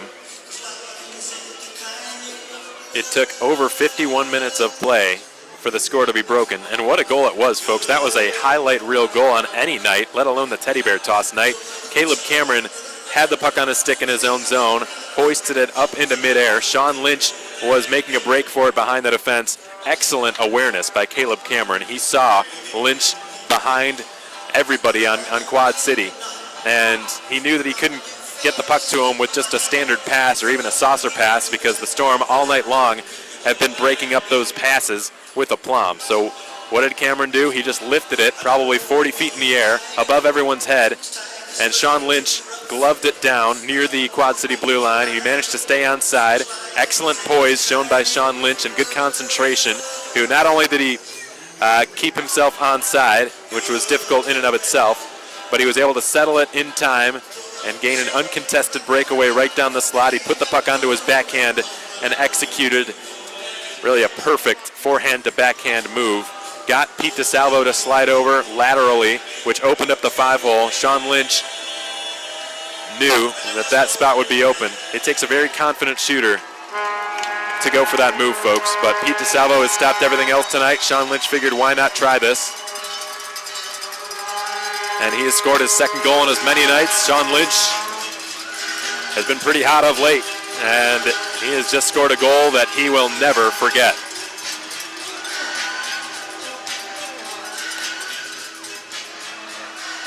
Whoops. A few Bears are leaking out the bed of the pickup truck right now. Max got one of them in his hands. And Joe Sova slap shot at the other one off the back of Mac. 8:33 remains here in this game. The Storm still with plenty of time left.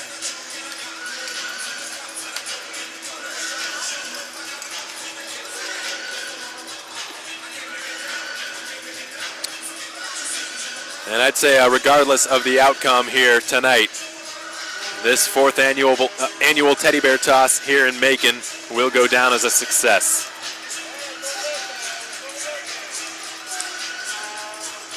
Got to tip your cap to the cleanup crew. They really made short work of that. Without a doubt, there were thousands of Bears down there, and they got them off the ice in a matter of minutes. So a stick tap to the players on Macon's side for helping with the process and picking up those teddy bears and getting them into bags and getting them out of the bed of that F-150, and a stick tap, of course, to the other members of the cleanup crew who made quick work of getting those thousands of bears off the ice. Before the end of this game, Charles Olson will make an announcement as far as how many teddy bears were thrown onto the ice to be given to local children's hospitals in the Middle Georgia area. The record to beat was 2,519. That's what the Mayhem managed last season, which beat the previous two seasons combined, as Kevin Entema makes a save on a 170-foot shot with his glove.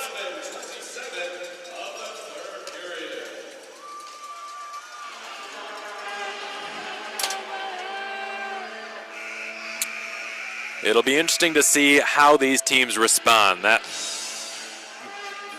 Coach Michael told me before this game started that the quicker the Teddy Bears come off the ice, the better it will be for them. It's obviously Macon who has momentum after something like that, so the longer people are waiting around, waiting for the Bears to come off the ice, the worse it'll be for the Mayhem, the better it will be for Quad City.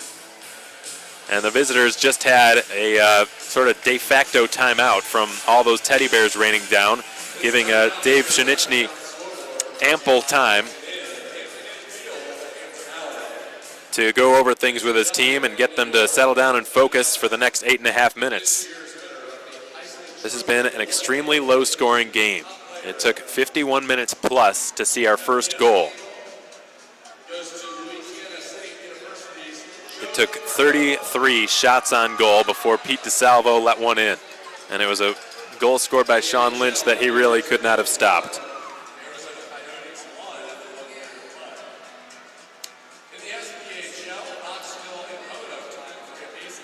And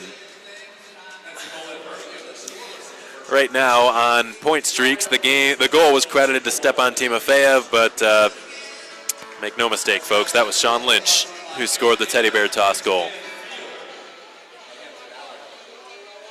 Caleb Cameron ought to get the primary assist. Right now he's listed as the secondary, and Jarrett Cupp is listed as the primary, who I believe should get the secondary. So the Mayhem winning the defensive zone draw, have gotten it up to the blue line but not out. Sova's shot blocked. Gall's shot missed the net. The puck was played with a high stick. That's what blocked the shot from Sova at the blue line originally. So the faceoff will exit the Macon zone. 8:19 to go here in the third period. The Mayhem have just scored the golden Teddy Bear toss goal, courtesy of Sean Lynch, who gloved the puck down at the Quad City blue line, entered the attacking zone with speed, and burst down the slot before putting the puck onto his backhand and chipping a shot through the skates, or the pads rather, of Pete DeSalvo, who's been otherwise perfect tonight, 32 of 33 in goal. Kevin Entema has stopped all 20 shots he's faced. Here's Gall twisting and shooting, blocked. Puck's gone out of play. That flying puck has been brought to you by Blues Painting and Home Repair. Ladies and gentlemen, don't forget immediately following tonight's game, the UNITS-themed jerseys will be auctioned off in a special. Just over 8 minutes to play here in the third. Josh Kuzno to take an important defensive zone faceoff. The Storm trying to quell this momentum and nip it in the bud here after getting that not only a long break during the Teddy Bear toss, but also from that media timeout we just had moments ago. Puck is held alive by Junior Harris. We will only have one more media timeout for the rest of this game. Junior Harris gets it down to the far corner. Loose puck bounces right back to Casale down there. It eludes his reach, and Caesar will fire it off the stick of Jimmy Soper. Or rather, that's Sean Lynch. And now Junior Harris will drop it to Cody Walsh. Sikos drops it back to Casale, who feeds it over to Shane Bennett. 14 points on the season for the Storm, leading the team. 7 goals, 7 assists. It's fed back to the blue line. Junior Harris's shot is waffle boarded by Kevin Entma. And now it's Sean Lynch receiving the puck and clearing it ahead for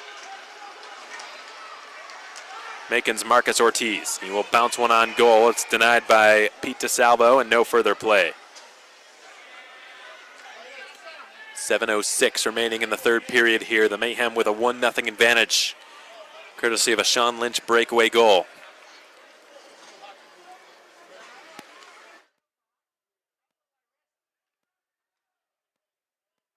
Be Caleb Cameron taking this face-off. Anton Lindstrom on his left, Marcus Ortiz on his right, Jarrett Cupp, Zach Irwin at the points. Cameron sort of shovels it back to Marcus Ortiz, who swivels in behind the net, attempts to cut to the front, but loses an edge, goes down behind the Quad City cage. Cameron cutting it off, far half wall, near the OT Sports dasher. Ortiz salvages possession, sets up Urban for a point shot. He hammers it on goal. It's stopped by Pete DeSalvo, and the Storm are able to get it past the blue line. No, it's held in. Lindstrom, left circle, shoots. Glove save by DeSalvo. What a keep by Cameron at the near point here, near the Mayo Hill ice logo. Anton Lindstrom's generated some good scoring opportunities for the Mayhem tonight.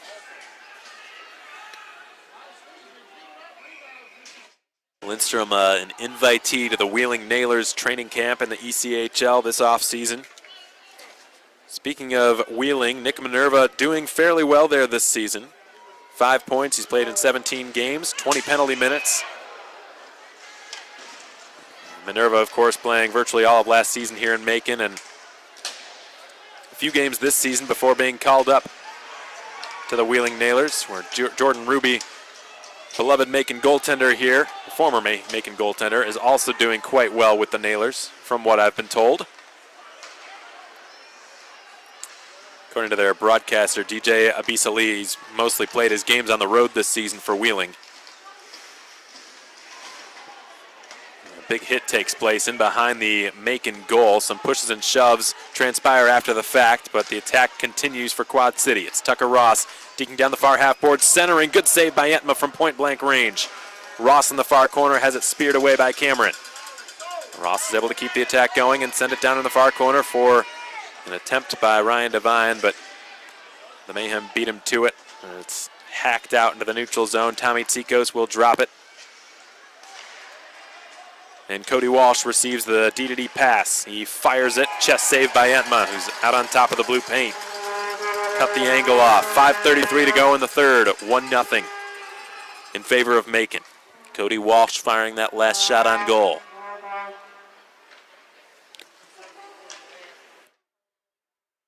Walsh with a goal to his credit this season, 23 PIMs. He scored the game winner against Macon the last time these teams faced, outside of last night, of course. Shane Bennett picking up the loose puck following an offensive zone draw for Quad City. He cuts into the high slot with it, loses the puck, but manages to keep it in the zone for the time being. The Mayhem are able to work it back across the line, and Oman will drop it off for Joe Sova. His pass goes all the way through, down on net, stopped by Entma. Played up to Stathis Simulidis, who's hit hard in front of the Beyond Taboo Tattoo penalty box.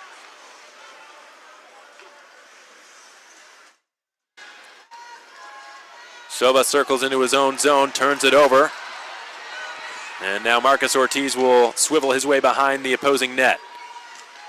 Ortiz cycles it to Sean Lynch in the far corner. He's sized up by Ryan Devine. Anton Lindstrom is in the fray as well, trying to pry the puck free. Devine lurking around the perimeter of that scrap, trying to win it back for the Storm. Lindstrom working hard, trying to keep Matthias Orman at bay. Sean Lynch put it in front, nice pass. Lindstrom's backhand shot gets blocked, and the puck floats up to the near point. It's been whacked past Jarrett Cupp. Good job covering ground by Alex Oliveira, who is able to win possession back for the Mayhem. We're inside of the final 5 minutes. The next whistle that blows will institute the third and final media timeout of this third period. Marcus Ortiz prying away in the far corner against Connor Fries at the moment. Been one-handed back up to the point. Junior Harris tees it up, fakes, shoots, stopped by Anthem. 3:54 to go in the third period. Can the Mayhem weather the storm? We'll be right back.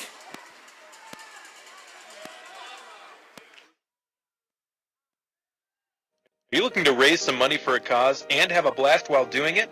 The Mayhem would be happy to help you out through our fundraiser program, available for all home games throughout the season. You buy tickets from us for $10 each, you sell them for $15, and you keep the remaining $5 per ticket sold for whichever cause your heart desires. If you were to sell 50 tickets, for example, you would collect $250 for your fundraiser. Call our office at 478-803-1592 for more information.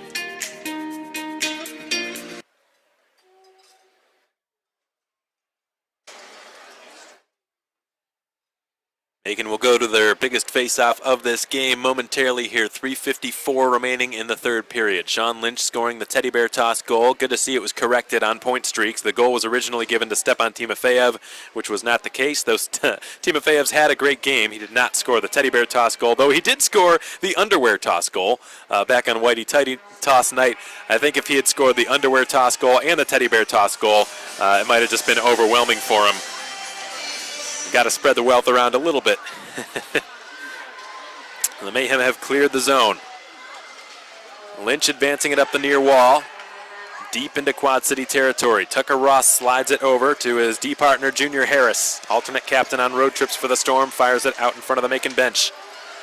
Campbell twists it back the other direction. Pirog guns it down above the left circle, looks to the front and fires. It's blocked by Tucker Ross.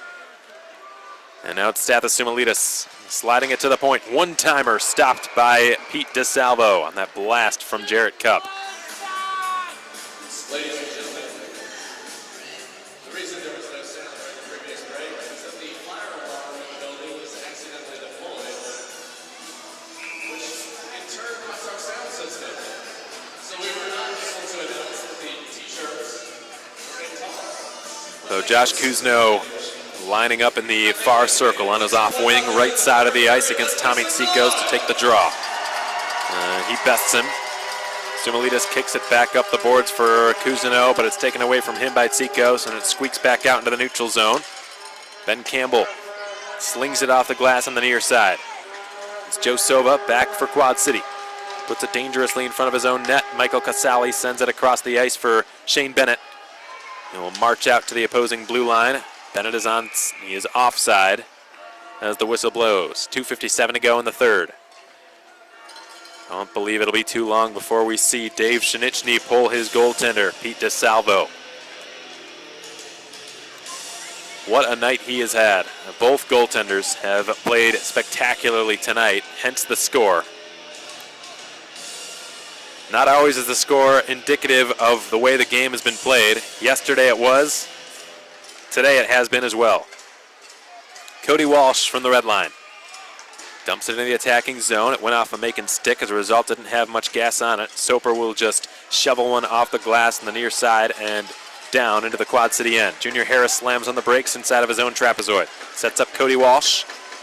Walsh floats a saucer pass in front of the Quad City bench. It's been accelerated into the Macon zone and halted now by Kevin Entma, who will spin one around the boards out past Pirog into the red line where it's fired back in from the backhand of Junior Harris.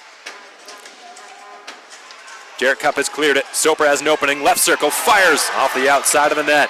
Fans here thought that was in. It was not. It grazed the outside of the cage on the left, just left of the post.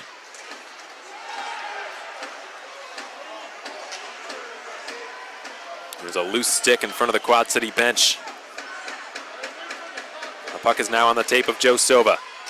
He will fire it past Taylor Price. It skitters just wide of Entma's goal. DeSalvo to the bench, a sixth attacker, jumps onto the ice for Quad City. A four-man scrum ensues on the far side near the body armor dasher board. Alex de Oliveira ends up with the puck on his stick. He will spirit one ahead. Sumalitas takes a look at the empty net from his own zone. He gains the red line, but is well covered. He's stymied by a pair of Storm defenders out at center. Sumalitas trying to pry the puck free. The Mayhem just killing as much time as they can. Sean Lynch fighting the Storm off for a few more seconds. 1:24 remain here in this game. It's brought down the right side by Taylor Price into the Macon end. Played in behind the net off the backboards, and Zemlitska advances it up to the far half wall. Josh Kuzno fighting for it with help from Larry Smith. Finds its way on the tape of Casale, who fires, and it flutters over the goal. Rattled around the boards, out past Junior Harris, all the way down the ice. This will go wide of the net. Will this be an icing call? No, the linesman waving it off.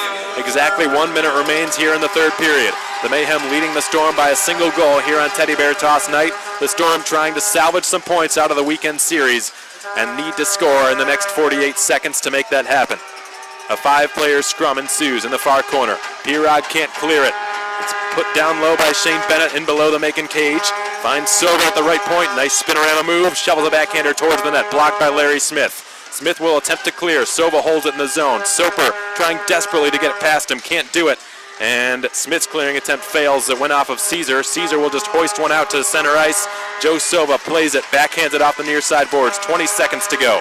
Sova's got it again for Quad City. Slap pass out towards the opposing blue line. Casale searching for it between his skates. Junior Harris backpedals. He's harassed every step of the way. Backhands it to the opposing blue line. 7 seconds. Cleared all the way down. Just wide of the empty net. Caesar will be first there. Will attempt a goal at the empty net. It will not happen, but the Mayhem hold on to win. A 1-0 victory here on Teddy Bear Toss night, and now that it's over, we can say Kevin Etma has just earned his first shutout with the Mayhem. What a night for the Mayhem. What a night for Kevin Etma. What a night for Sean Lynch. And if you had to handpick a game in the first half of the season to earn your first shutout with the organization, if you're Kevin Etma, I really don't know if you could have picked a better one than this. Really don't know if you could have picked a better result either. If you're a goaltender and you get a shutout, I'd imagine you'd prefer it being a 1-0 shutout over anything else, because you know that that one goal made all the difference.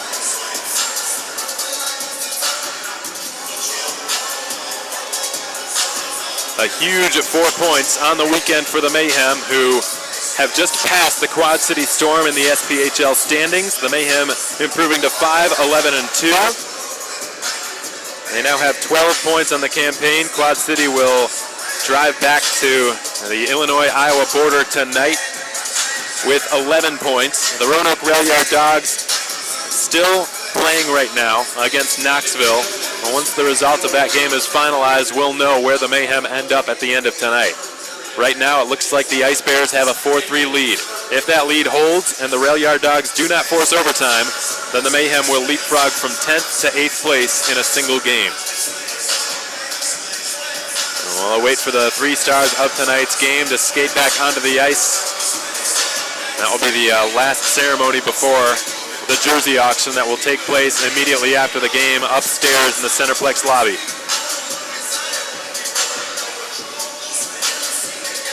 I think I've got a pretty good sense of who the 3 stars of the game are, or at least 2 of those 3 stars, at least to me, are extremely obvious.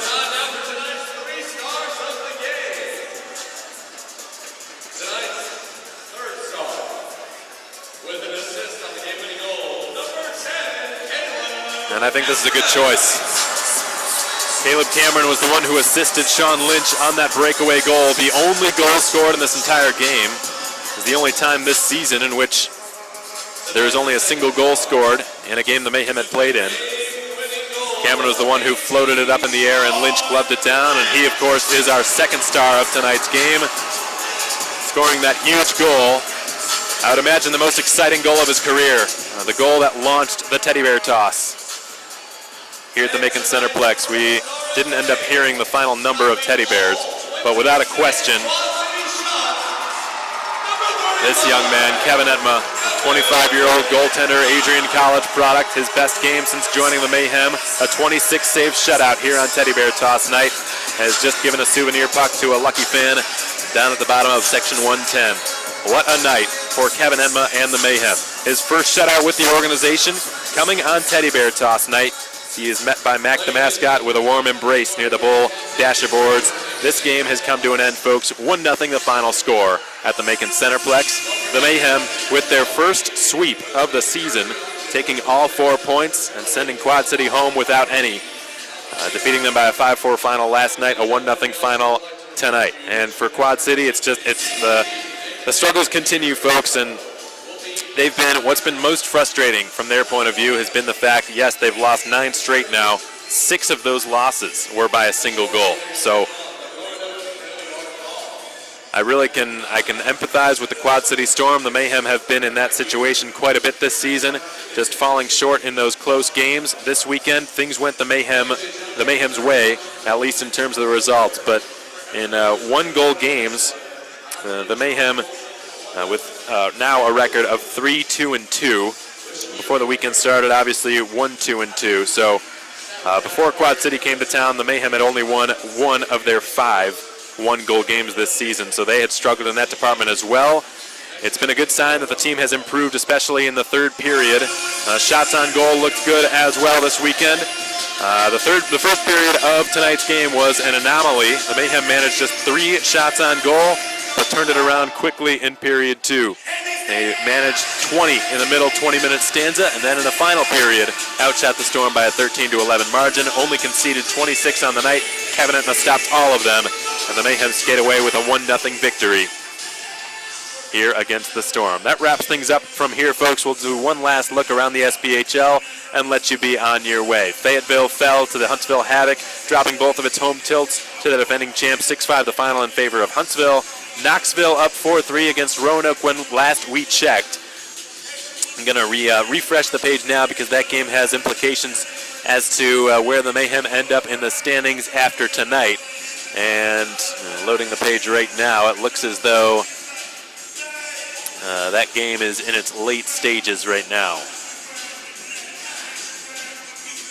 Very late stages in favor of Knoxville. So unless Roanoke can score a late goal, the Mayhem will jump up to 8th place after tonight's game. Pensacola up 1-0 in Birmingham, and Peoria and Evansville tied 2-2 at the Ford Center in southern Indiana tonight. 1-0 the final here in Macon. Sean Lynch, the second star of tonight's game, with the only goal scored all night long. A late goal scored in the 52nd minute of play, set up by Caleb Cameron with a breakout loft pass up in the air that was gloved down by Lynch, showing tremendous hand-eye coordination at the opposing blue line and skating down the slot before backhanding a shot through the skates of Peter DeSalvo, who was otherwise perfect tonight. Cameron, the third star for that assist and for many other things he did well tonight for the Mayhem. Kevin Enma, obviously the first star with his first shutout with the organization. We hope to have you out next weekend, folks. The Mayhem host the Roanoke Rail Yard Dogs next Friday on what will be Mac's 5th birthday party, and then on Saturday against the Birmingham Bulls, the Mayhem will host them for our Faith and Family Night. Till then, so long, everyone. Alex Von Coydel signing off from the Macon Centreplex. We hope you enjoy the rest of your weekend.